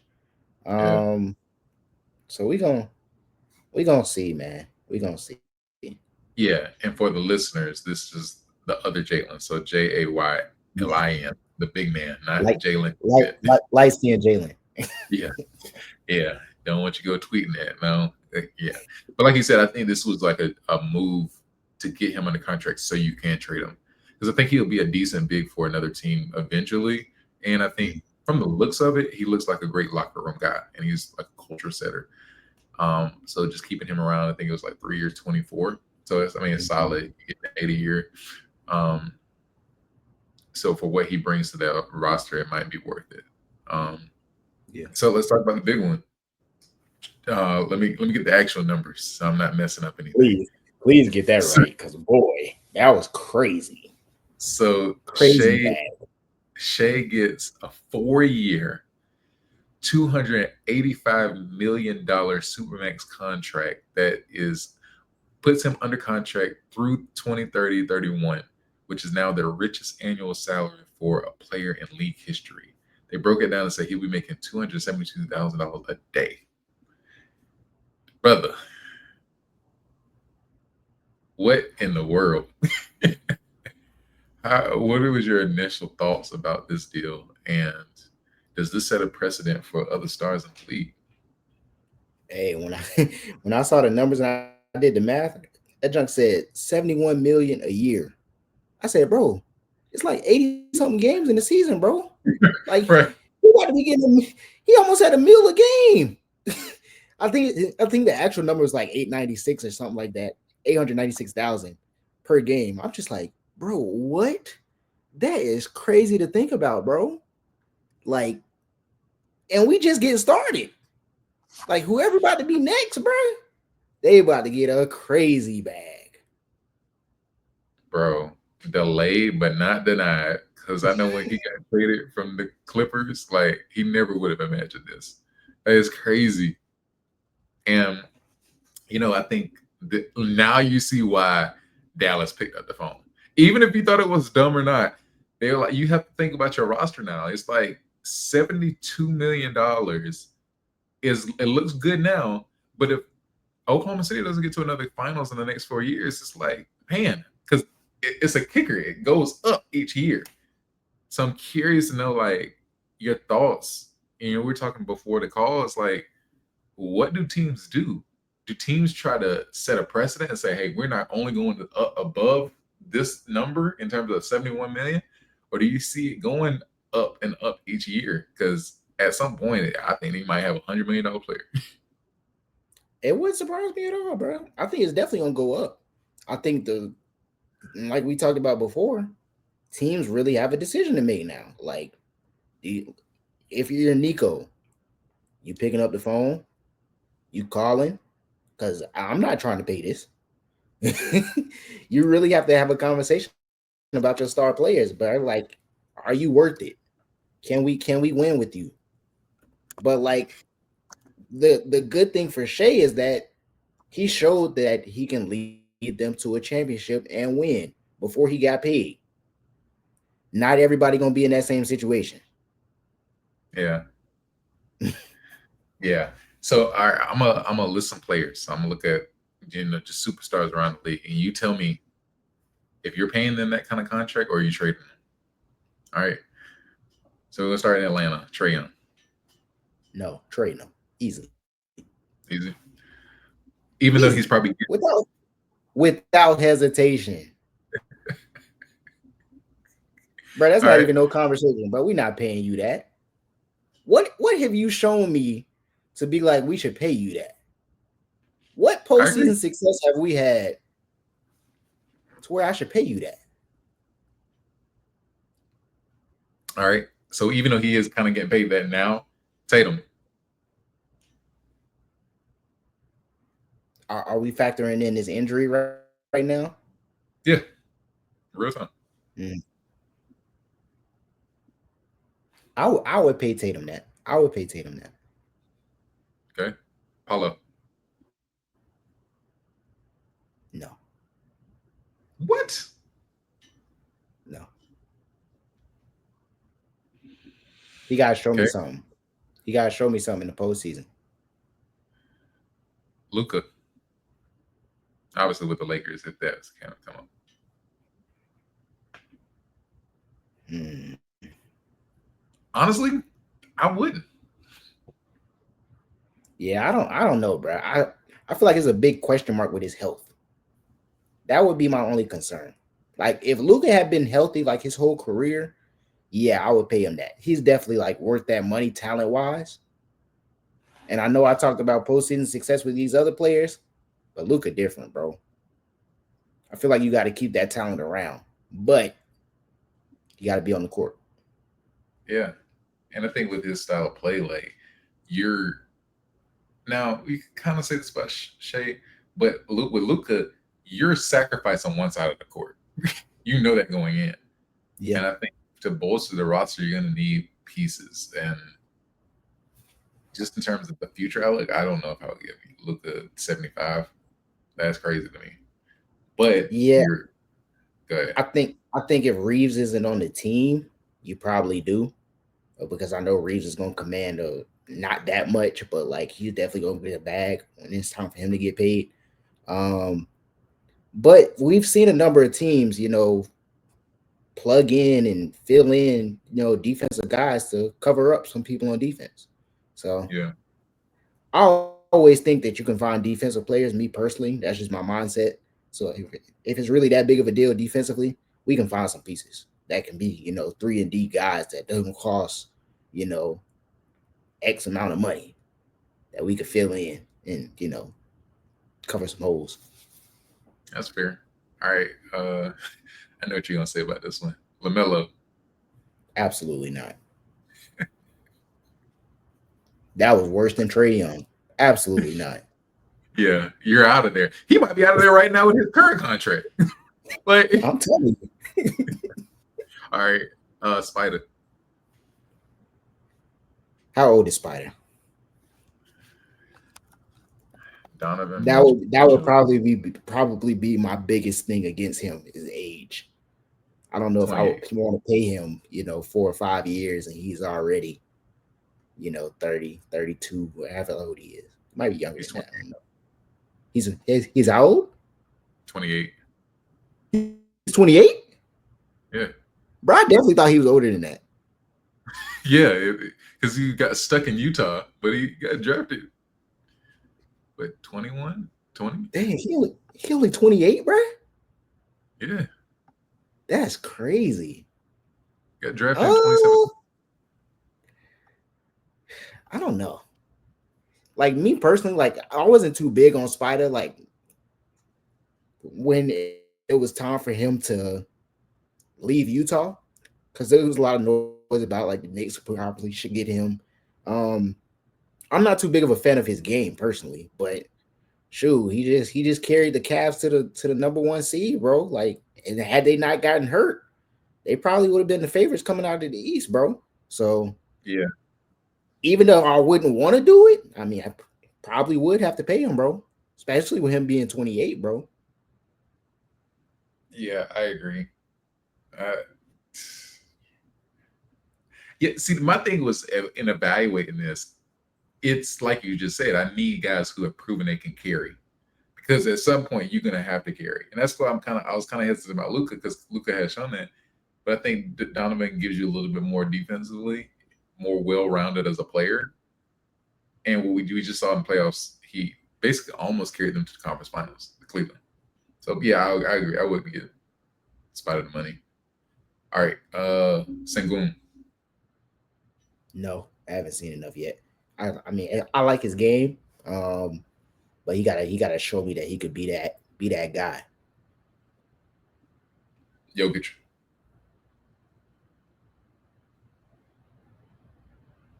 Once again, the age comes in. Um, I don't think the age matters for Jokic, honestly. how old is he?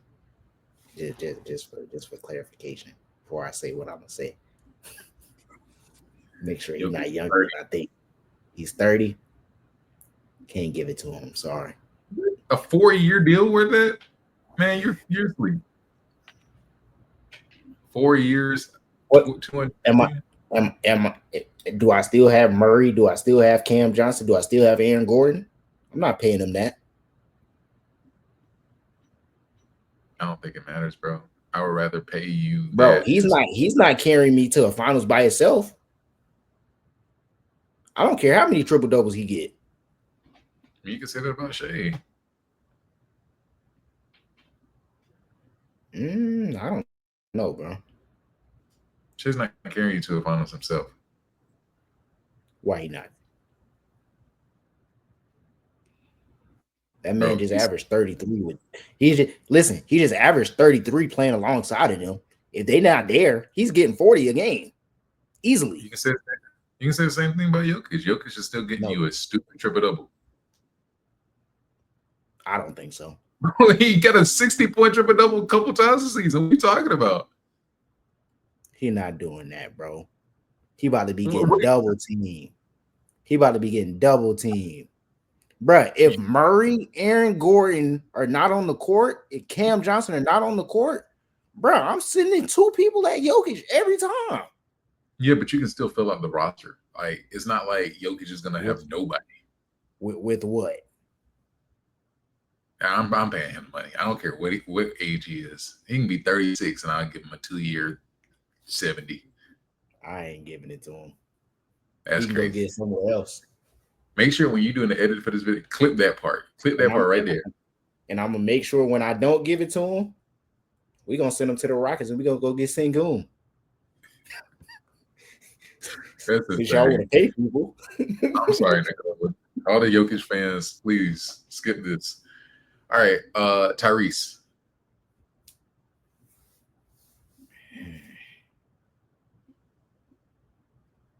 I might give it to him. I might give it to him.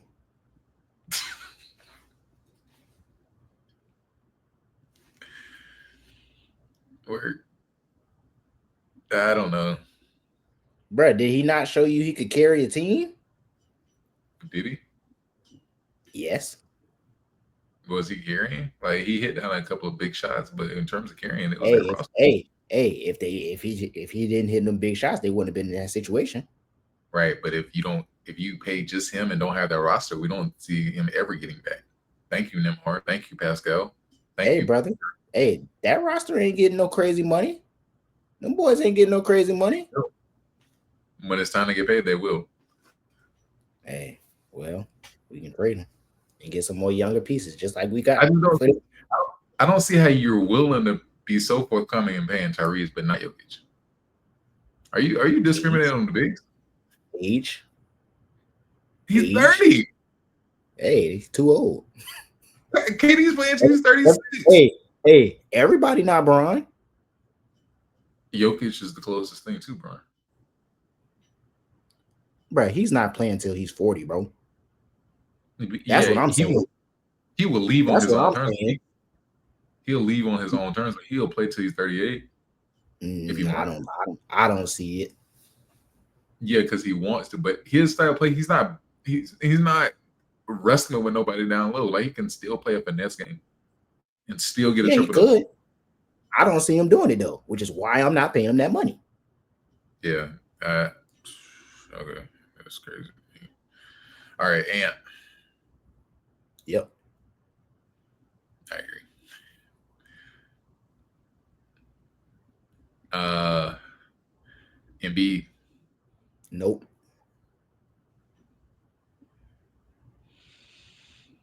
Ja. Nope.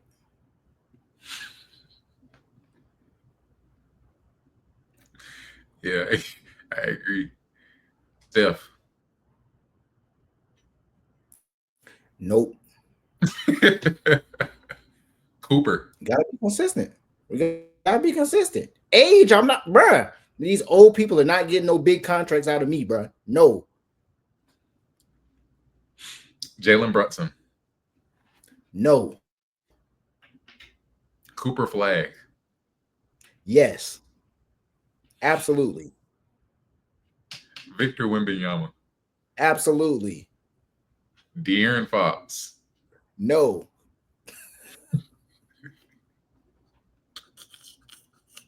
It's the reason why Sacramento traded him, even though they got fleeced. Devin Booker. No.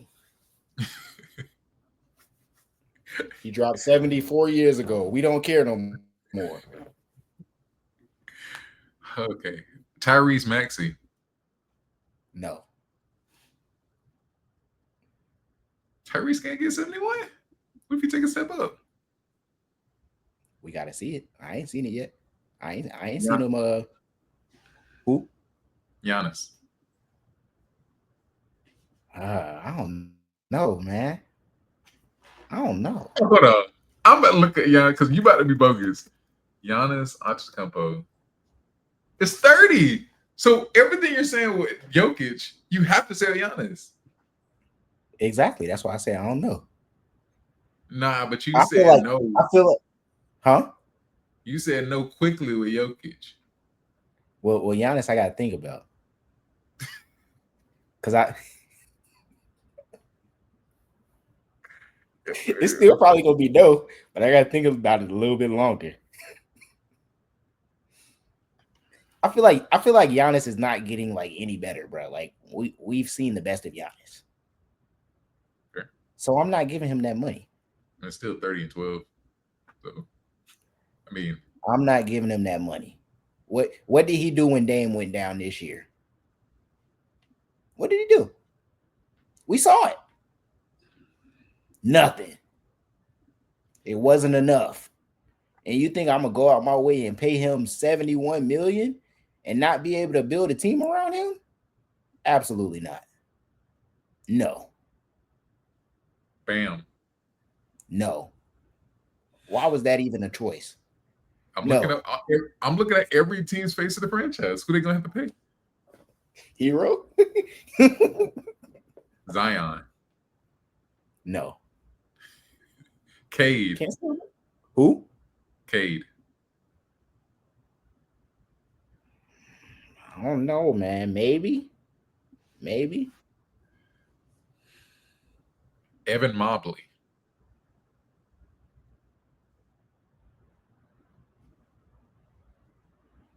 I haven't seen that. I haven't seen that top dog, that number one option yet. So no. Congrats on the defensive player of the year though. I mean, cool.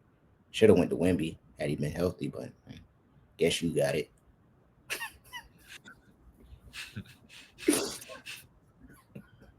Okay, that's. I'm not doing any of the rappers. I'm looking through this list, and none of them. No, no, no. Not doing Utah, Laurie. Sorry. Uh, Not doing the Kings. No, Zach Levine. Any of the rookies? Do you think you can get that Cooper. outside of Cooper? Obviously. I ain't seen nothing from him yet to be like, yeah. Like I don't know. Like one, I don't think VJ's gonna play that much. Ron probably might not play that much. I mean, maybe Ace if he's scoring at a high level, maybe. Like I feel like he could be like a KD type player, maybe. So maybe him.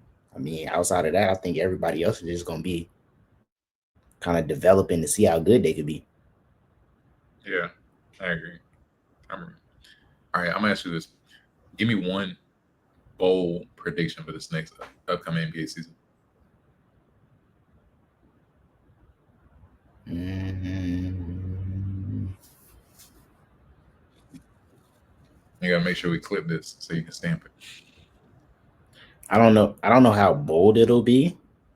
How bold? How bold is bold? Like, is it bold if I say that the Rockets are gonna make it to the Western Conference Finals? Is that bold? Is that bold enough?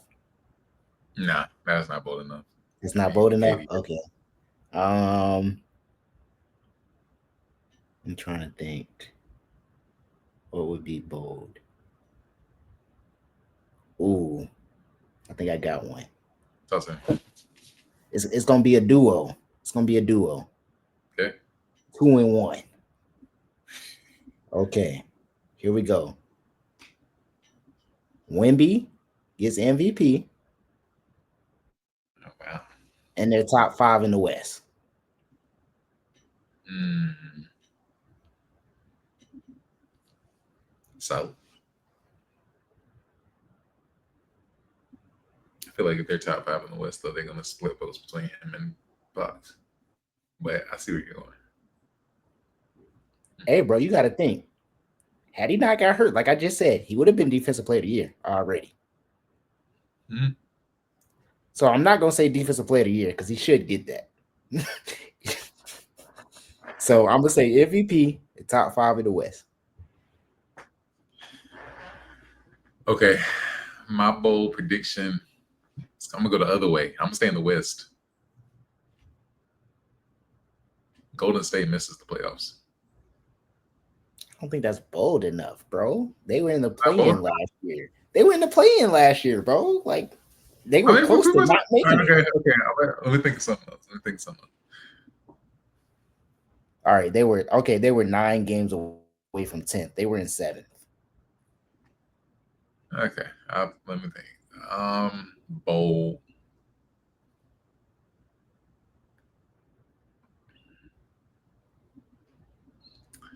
I got one I'm thinking about, but I think, oh, I don't know. By the I got 2026 another. season. Hey, I got another one for you. Okay, Maybe that's not bold enough. by the 2026 season, Giannis will be wearing a Miami Heat uniform.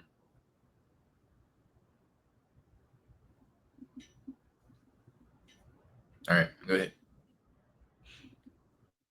76ers win the East. Is that bold enough? Now we just said when healthy that top seed.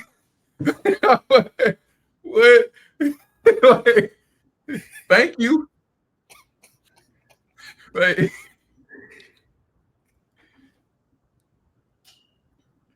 uh, I don't think of a solid one. Like, I'm I gonna give think you one. I'm gonna give you one in the East. I don't know what it's gonna be yet, but I'm looking at these teams right now because I feel like the East is wide open.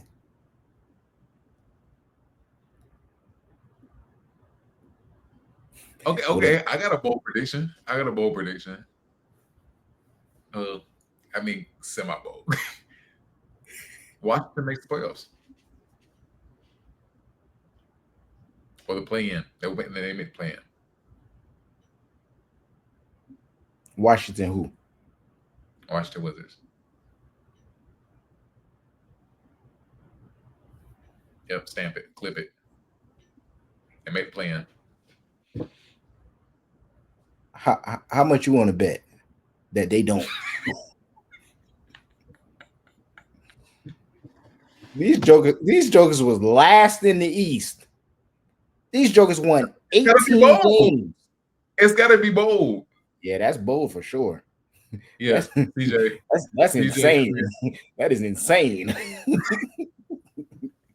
That's what that is. That is insane, brother.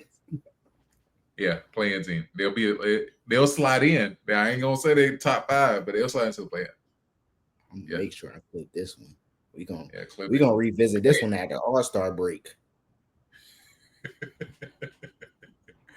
Yeah, give me your other one. You said it's coming out of the East. I was gonna say I don't even know how bold this is. I don't think this is bold enough, man. The Nets are gonna finish last in the East. I don't think that's bold enough. No. They were fourth to last. All right, give me your. So you gave me Wemby as MVP. Who's rookie of the year? I think it's between Flag and Ace. Probably Flag though. I mean, I think he's gonna play the most. Um, and Dallas should be a playoff team. So I'm gonna go Yeah, Flag. I'm gonna go Flag. But low key, just the shots concern me. But I think Jeremiah Pierce could slide in. He could slide in as a dark horse. I just don't know how much he's gonna play. Yeah, That's my only concern with him. Like you said, like the last episode, you said that he'll probably play and probably be starting by the end of the season. But yeah, if Flag is starting the whole season, if Ace Bailey is starting the whole season, I don't see how he could pass them if he were to take over the starting spot by All Star break. yeah. I just think the Bailey situation personally is gonna be a train wreck. I think in house they want AJ, so I think a lot of it won't be his doing, but it'd be like, oh, we're gonna play you, show your promise, and then sit you a little bit, to tank. Because I think Angel's trying to make a bigger play. I don't necessarily think he's trying to play AJ with whoever that top three pick would be in 2026. I think it's more so we're going to show you off to the league so that when the teams come calling, we're going to trade you next year. That might be a bold prediction, but yeah, because I think that's why you would buy. He didn't want to be in Utah, and I don't think Mhm. that's changing. So I feel like they're trying to buy a stock, show him off, and sell him. Do you think Laurie will get moved at any point? It depends on where they are in the draft. I mean, if they show promise, by the trade deadline, they'll probably trade him for picks. But I could see him if they have him under contract for 2026. The lottery already happened, and they're using Laurie as a piece to go get number one. Mm, I can see that. Who you got? So defense player of the year. Wemby. Yeah, Have I we think. ever seen that MVP? Well, I'm sure we have MVP and Defensive Player of the Year. We've seen that before, right? I mean, did Shaq win? Um, Maybe Jordan. I think Jordan probably did it. I'm yeah, sure. Jordan, Hakeem, and Giannis, Dang, Giannis had it. 2019, 2020. Mm. That wouldn't surprise me. They got to win some games though. They got to, like I said, they got to be at least top five in the West. Yeah, I think Wimby. Try to pick somebody other than Wimby would probably be Dyson Daniels. I like him as a piece on Atlanta, and he like got 7 steals, I believe, in one game. I think he averaged 3 steals a game. So yeah, Is he or gonna is he gonna be starting for them? yeah, I think he bring Nikhil Alexander Walker off the bench. Mm. What's that second unit? Kind of like we did at Timberwolves, but instead of averaging 9, they probably need 15 from him off the bench. Yeah, I don't know. Okay, or potentially one of the Thompson twins. Just depends on. I think Wemby would win because of appeal, because he'll have the spectacular blocks and leading rebounds. Uh, that Rudy Gobert track, is like, man, he's really good, and like you said, I think he'll give people those too. Coach of the year. Oh, you about to say something? Yeah, I was just gonna add. I feel like it's just tough for guards to win Defensive Player of the Year. Like you got to average a crazy amount of steals and like really be like clamps on defense. Like I just feel like it's hard for a guard to get Defensive Player of the Year without having those like blocks and like I said, like Wimby was leading the league in blocks. Like he was averaging something crazy in blocks like before he got hurt. So Yeah. that's just gonna be hard to compete with in general. But Coach of the Year, I don't know. I feel like the East is gonna be wide open. Maybe maybe Orlando's coach. I was gonna say him. Uh Yeah. maybe him. If not, Ime in Houston. I think Houston's gonna be I think Houston gonna be like that, bro. Yeah. I was gonna say I'm a bigger staff from not bigger staff. Whoever's coach it, Mosley, Jamal Mosley Mhm. from Magic, or sleeper is Adelman with the Nuggets. Like they're gonna be tough this year, and I think if Adelman's in that top 3 range in the West, they're gonna give it to him, especially having to endure all he did last season when Malone got fired. Yeah. Maybe the Spurs coach too. It just depend on how high they get in the standings. In all honesty, because Yeah. like Yeah. they were banged up last year. That was a big reason why they missed the play in and the playoffs. They were adding pieces, and now I mean, shoot, if they can get into like I said, top five or if not higher, possibly their coach. Okay, give me your finals matchup and who wins.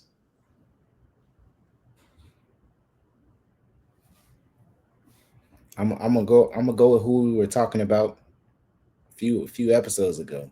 We were talking about coaching situations. Who had the better which team would you rather coach? The Rockets or the Knicks? That's who I'm going with. Rockets and Knicks in the finals. Wow.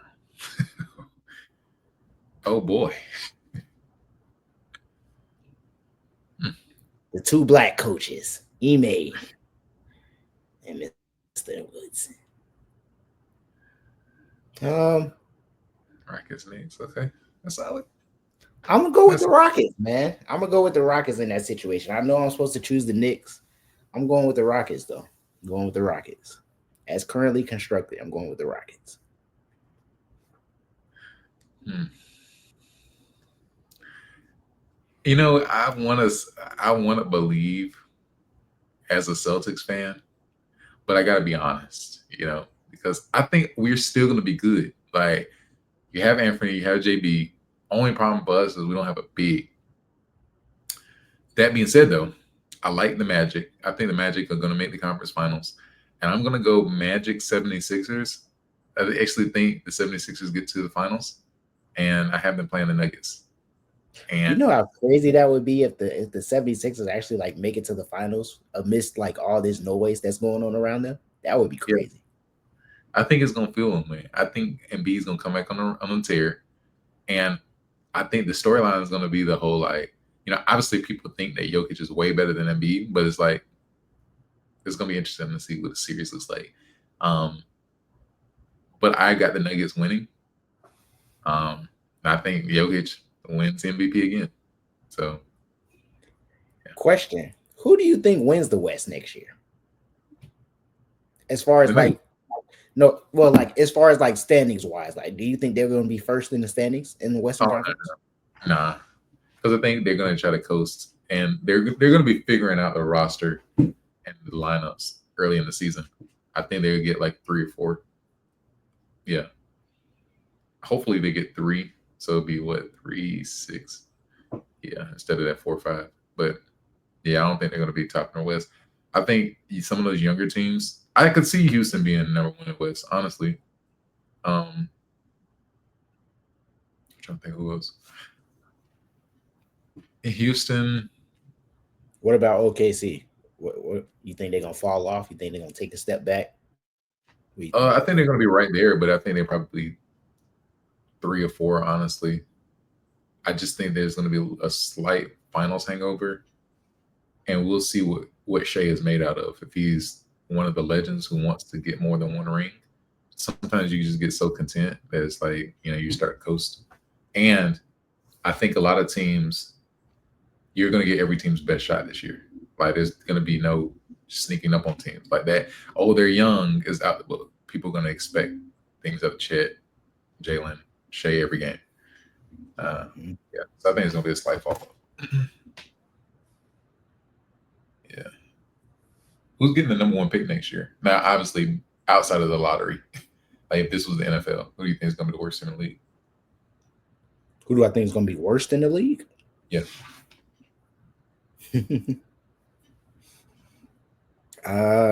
It's going to be between Charlotte, Washington, and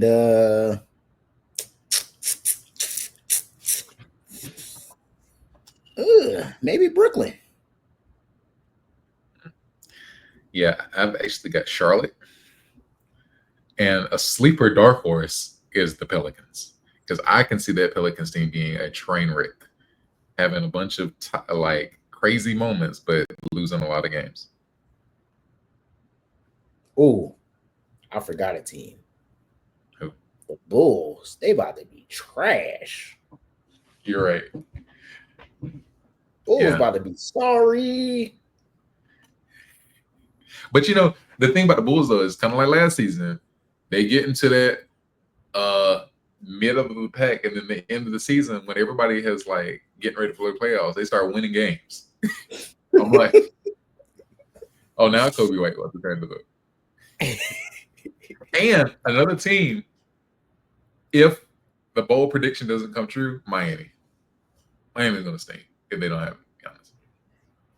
I don't know, bro. Hero played at an all-star level, bro. I think that could win them some They're games, gonna, bro. they're gonna stay. Hero and Bam can win them some games, bro. I think. They're gonna stay. What what do you think about Portland? You think Portland gonna be bad? Yes. Like let's go. Yes. Chance. Oh yeah, that's my bold prediction. We gotta let people know because they went on the game with us. Chauncey Billups will not be the coach going into 2027 for the Portland Trailblazers. Yes. I forgot. Yeah, the Portland Trailblazers. Yes, they stink. And Drew Holiday will not be a Blazer soon. Yeah, he's gonna get moves in him. Oh my gosh, that's horrendous. Yeah. Yeah. Okay. Mm. Oh, I got another bold prediction too. Why Okay. are we in the West? Anthony Edwards is going to request a trade.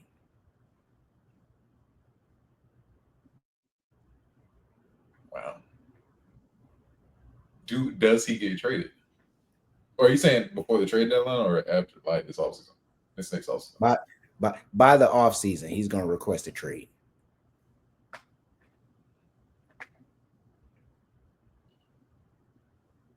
It's been real, Minnesota. Who gets traded first? Ant or Josh? I think Ant. I think Ant. Like I feel like if anything, bro, like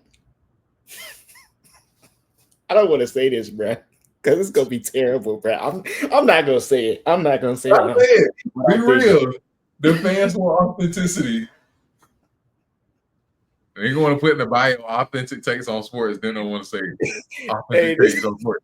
hey, this is about to be a super bold statement I'm about to say.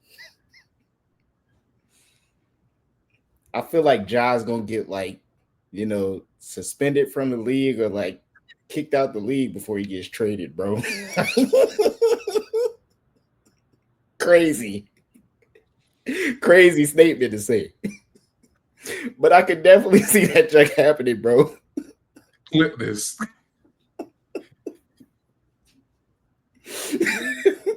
That's Yeah. why I didn't want to say it. But I can see that junk happening, bro. I'm telling you. I feel like he'll get kicked out of the league before Memphis decides to trade him. Will Will Zion have a Pelicans jersey on next season? Like 2027? No.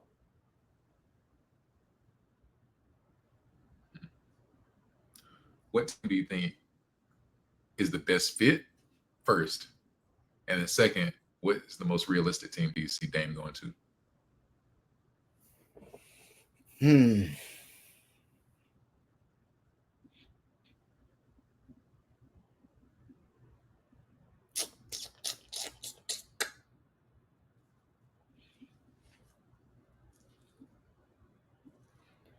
I don't think it'll be good for him as far as like success wise. I feel like that's going to determine where he ends up. Like, does he want to win or does he just want to like start and like shine? But I definitely think he wants to stay on the West. And this team is not going to win anything but Sacramento, close to where he's from, with him being from Oakland. No real direction. If anything, if they decide to keep DeMar, I mean, he gets to play with DeMar. But other than that, no real direction. He could be the face of the team. They would just have to build around him or get some significant pieces to play with him. But Sacramento, now if he wants to go to a contender and like compete for a championship, uh, maybe the Clippers, maybe.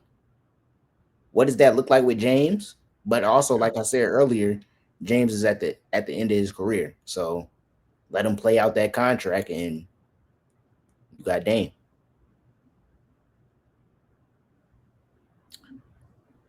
I think the best fit for him, honest, nobody is would be the Celtics. Just because Joe Mazzulla's play style, he would thrive with a person like Dame who gets to just openly chuck threes and still run an offense with JT. You don't feel all the pressure. Um, Realistic. I do believe he stays in the West. He wants to stay close to home. I don't think it's LA though. Part of me wants to say Phoenix. Um, Phoenix has the bigs and the shooting guards, and I think he's another scoring guard Phoenix could add to their roster.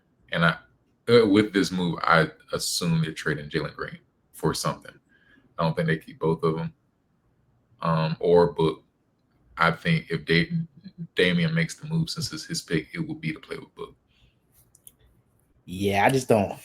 I don't know, bro. Like That just reminds me of like the Trey Young and Dejounte, bro. It's just like can two guards that need the ball in their hands coexist and play together and win a championship? I don't see him Does Book necessarily, huh? does Book need the ball in his hands, or has he had to play with the ball in his hands? I mean, I feel like he's a ball dominant guard. I mean, and we know this. We saw it when they had CP3. That was when they were most successful, getting to the finals. But Dame isn't a CP3 type of point guard. Dame is looking for his shot. D Book is looking for his shot. I just don't see that. I don't see Dame putting himself in that situation to where he has to play with another ball dominant type player. Like we said with Giannis. Giannis isn't a guard, but he's ball dominant. We saw that didn't work. I don't see Dame putting himself in a similar situation as that. That's my only thing with it. Low, low key, the Magic. I just don't see him going to the East. That's my only thing with the Magic or Yeah, the Celtics, like you said. I just don't see him going to the East. Not being that far away from home and his kids and all of that in Portland. But yeah, I agree with yeah, you. Yeah, that would make sense though. Either one of those in the East would make sense, but I just don't see him going to the East right now. yeah. I think if he desires to get a ring, I would stay in the East. Easier path, assuming next year, because I don't know if his rehab, if he's gonna come back this season or sit it out. But if he's coming back this year, I would just go somewhere in the East because West can get real spooky quickly. Denver, maybe, I don't know. Um, and where is Dame mentally? Because you don't just Hey, come back. I don't know the money situation, and this once again contradicts what I just said about Phoenix. 100% contradicts it. What about Minnesota? Hey, you gotta start hating on D Book because I feel like everything you say about Phoenix is kind of hating on D Book, Hey, that's what it Like, is at this point. right, just go ahead and rip the band-aid up, bro. Like, this is just hating D Book, bro. It's the same situation. Like, no, no. Loki, you put Dame at the two, with how ball dominant Ant is, and you just hope he can knock down the open shot. Yeah. Like I said, it contradicts everything I said about Phoenix. This man really hate but I'm sorry, bro. We love you on the show. Like, golly. San Antonio, maybe they No, move Fox, but then no, but you, then they got Ron Harper, so that probably wouldn't make sense. yeah, like maybe Houston. Yeah, maybe. I wouldn't mind seeing that. Dame with You Thompson and Fred. KD. Yeah. Uh, man, we're going on 2 hours, bro. You got anything else you want to talk about? Or Nah, we going. Hopefully we get some Giannis news soon, man. I hope he request a trade for real, bro. yeah, you think the seeing Dame and seeing Bill kind of affects how he thinks about like moving away from a team that loves him or like the team he got drafted at? Like seeing I how don't know because there's I feel, failure. but see, I feel like he's a little bit higher stature than both of those guys in a sense of like one, they're guards, and you know how I am with guards and bigs, but two, I feel like he can dictate where he wants to go. So I But think he can say that again. at what cost though? Like he's not gonna say even if he says, "Hey, I want to go to Houston," they're still gonna have to give a haul for him. Yeah, but I feel like I mean that's something Houston got to discuss. That ain't got nothing to do with him. I mean, shoot, whoever got the best package is gonna end up getting them at the end of the day. But they're not just gonna send him to Washington. Like like we've seen a number of players get sent to Washington and Charlotte. Like they're not gonna send him just anywhere, bro. Yeah, that's fair. So I feel it shouldn't. And as we saw with the Dame situation, like don't be loyal to an organization, bro, because they'll get rid of you in a snap of a finger. But do you think they got rid of him though? Like I feel like Dame wanted out. Bro, I feel like if he wasn't hurt, they wouldn't have cut that man. That's the only reason they cut that man is because he was hurt. I'm pretty sure, bro. Had he not been That's fair. hurt, bro, this wouldn't even been a conversation. And that's where I think they did the man wrong. Because had he not been hurt, y'all wouldn't have traded him. Y'all wouldn't have been talking about cutting him. None of that would have been a conversation, bro. We wouldn't be having a conversation about Giannis possibly wanting out. It's the fact that he was hurt. And that's dirty, bro. That's foul, bro. You don't kick a man when he down, bro. I can see that. Yeah.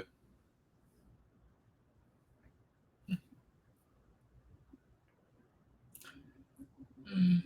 Uh,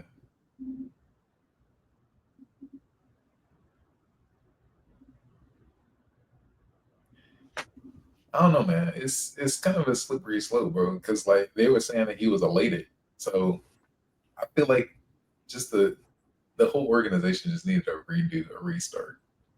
Like you would have kept him in the building, and it would have been, oh yeah, we're gonna be good when Dame comes back, and you're not. Just be honest about it. And just keep turn the page. Just say you made a mistake. Y'all keep going. Same thing with Giannis. You got to get rid of Giannis. Get Okay, a but haul. yeah, that was about to be my next question. Like, at what point do you move on from Giannis? Like, especially if you saw it didn't work with Dame. You haven't necessarily been back. You haven't been back to the finals since they won it, right? You already traded Middleton. You already traded Drew Holiday. Like that core, Brooke Lopez is gone. Like the core is gone at this point. It's just Giannis at this point. So at what point do you move on from Giannis and just start over? I think towards the middle of the season, because I think from Milwaukee's standpoint, you got to see who's sorry. Because thing is, I would want picks and pieces. Because think about it, if Atlanta's decent and New Orleans stinks, why don't I just get my pick back? I'll trade Giannis for whatever. Just go get a bunch of picks from Atlanta.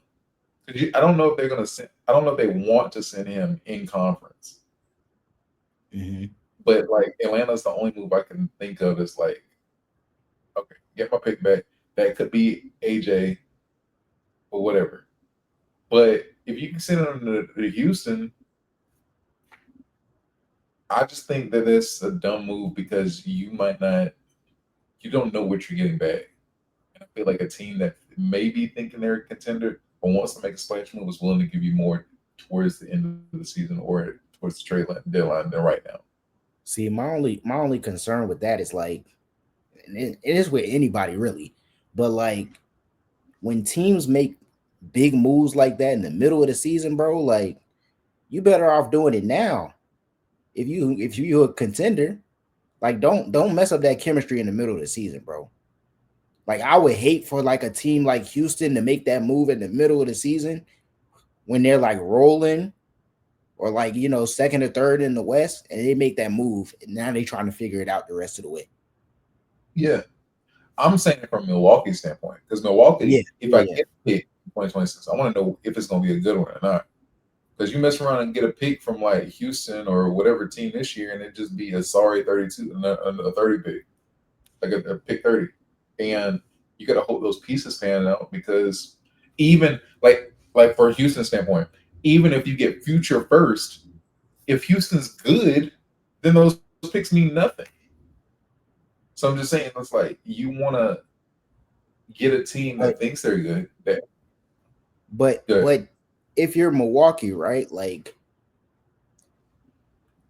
one, I wouldn't even take no picks, you know, this year or next year or whatever the case may be. Like if I'm if I'm Milwaukee and I'm trading them to Houston, I need Jabari Smith, Yeah, I need Reed Shepard. Sangoon. Are you getting that though? I'm asking, is Giannis? Because Yeah, none of the picks will yeah. I don't know, bro. Giannis. I Giannis. was thinking more so like another either like Cam Whitmore, Atari Eason, and like two future No, first rounds or something. I don't know, bro. Like I feel I need a proven piece for Giannis. No, give me Sangoon, give me Jabari, and I need a pick, and that might do it. Are we crazy? I feel like Are we this. talking about Giannis? But listen, Not the listen. I hear you, but like if I'm Houston, bro, Sengun is off limits, bro. I can't give you Sengun, bro. I'm sorry. okay. I have 15 other teams calling me. You Yeah, okay? yeah. But see, I don't know what other teams have that's probably gonna put together a better package than what Houston has.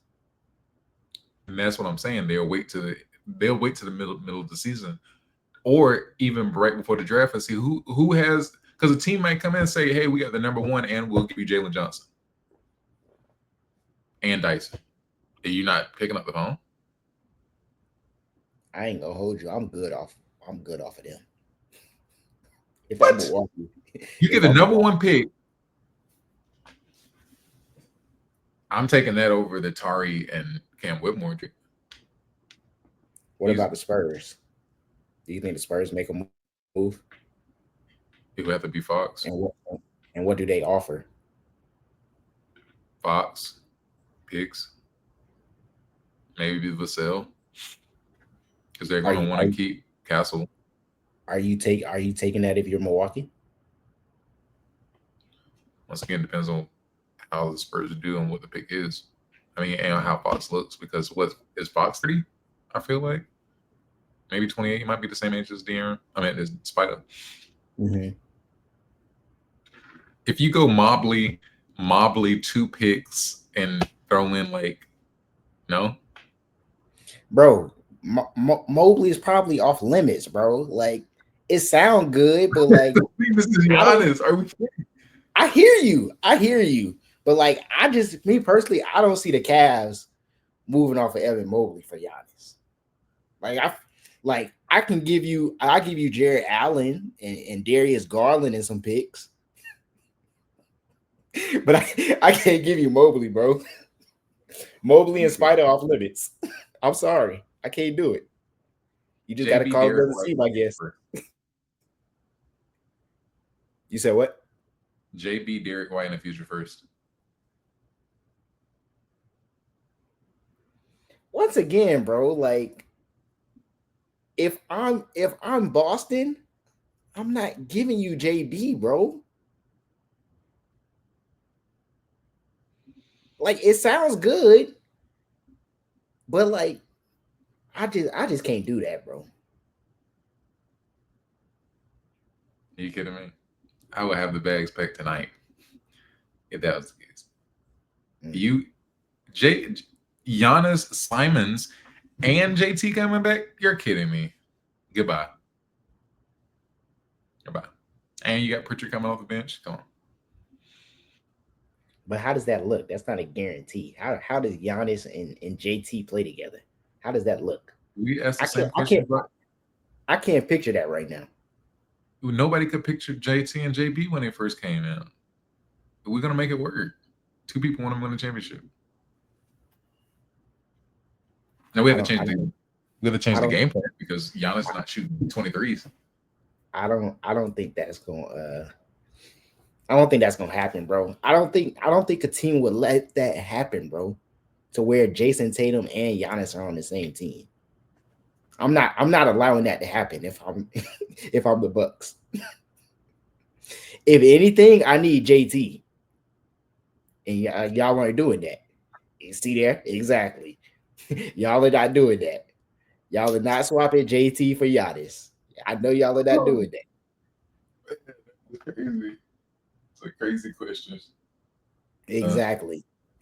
Exactly. That's why I said that would never happen, bro. yeah, that's fair.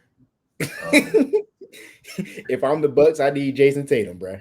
In the discussion. If you're not offering Jason Tatum and Derek White and a first round pick, no. Hanging up the phone. Next team. okay, I'm gonna throw a trade at you.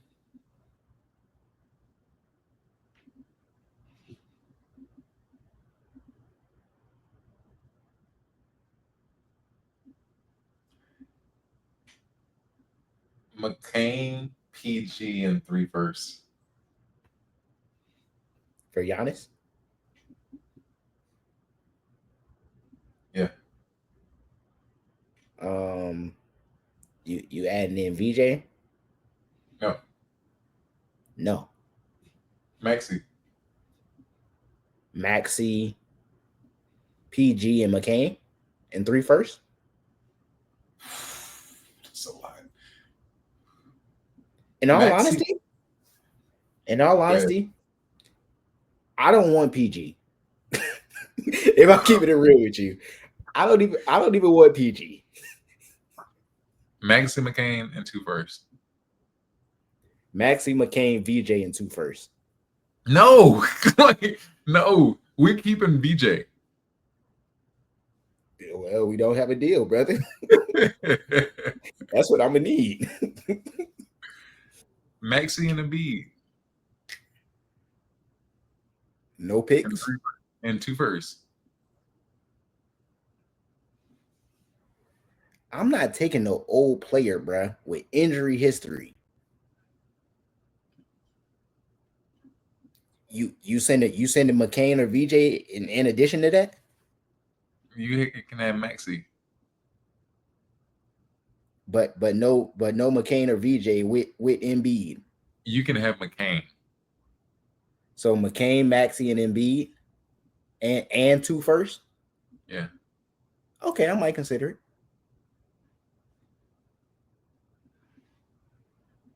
Michael, OG, and one first. I'm not giving up OG. You know how I feel about OG. As a Knicks fan, I'm not giving up OG. I'm sorry. You can get Cat, I don't know if Milwaukee wants Cat. Cat, McHale, two first. We'll throw in Deuce, and we'll throw in Deuce, Fleece. That'd be an ultimate fleece.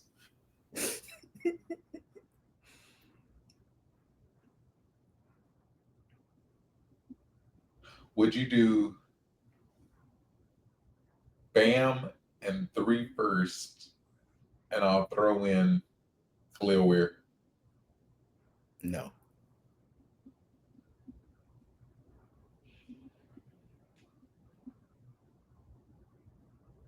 Does Hero have to be injured? huh? Hero has to be injured. In all honesty, I probably wouldn't even take Bam from you, bro. That's just me personally. Like I would probably take Hero, Khalil Ware, and I would probably need like four first round draft picks from y'all because I don't want nobody else off that team. I need like four or five first round draft picks off of y'all, unprotected. Yeah, that's true. Ja, okay. Give you Ja, GG, and four first. Nope. Hey, the Timberwolves might have a good package. Yeah, Nikhil, Reed, Nas. I don't know what else you would add with that, but Jaden. that's a good start. And Jaden? What? My bad. Not my bad. Not Nikhil. Jaden and Nas Reed, Oh yeah. and maybe like 2 firsts, maybe. Throw in Dante. We can talk. Okay. Okay. Yeah. All right. Yeah, let's go ahead and end it. We can talk about trades all day. But everybody who listen, man, we appreciate y'all for listening so far. Man, this is just the beginning of free agency, so I can't even imagine a couple weeks what the podcast look like. Hopefully, Giannis is on another team, and we'll have more content coming your way. Like we always say, man, like, share, and subscribe. If there is somebody who doesn't know about the winning shot, it is your job right now. Go share it with them right now. Send them a link of past content. We have more content coming your way, not just with the NBA, but we also have content for the WNBA, NFL, college football, college basketball seasons that are coming up. Also, if you have not subscribed to our Substack, I know we be talking a lot, but if you want to read our content, whether it be on the way to work, whether it may be on the bus, whatever you're doing in the office, just for a little lunch break, you can go and subscribe to our Substack articles. We're trying to put out more articles daily, but we have different content with the same sports that we talk about. We also write about. We're just really doing this in order to spread the gospel through sports, because we believe that community is necessary in order to do that, and we just want to build a community of like-minded believers, not just in God, but also on our sports takes as well. So be sure to go in the comments and comment what you think, because if we bogus, we're gonna comment and we're gonna let you know if you bogus too. We're gonna look at the stats. We're gonna make sure, and we're gonna have some special content for you as well. Yeah, Hundo, you got anything else? Nah, man. Don't y'all be on my head about that John Morant take either. I was just Oh yeah, joking. yeah. Nah, there's some other takes, y'all. Y'all need to get on his head about the D book hate that has percolated. Ridiculous. And there's something else you said. I gotta go watch this because there's something else that we gotta stamp. But yeah. Oh yeah. Make sure y'all like and also comment who y'all think is gonna be defensive player of the year, who y'all think is the next finals matchup and MVP, because we want to hear what you got to say as well. We're gonna make sure we clip this so that you can see it on TikTok, YouTube, wherever you get social media. We're gonna be there for you. Listen, until next time, be sure to continue to share content because we have more coming your way. Peace. Peace.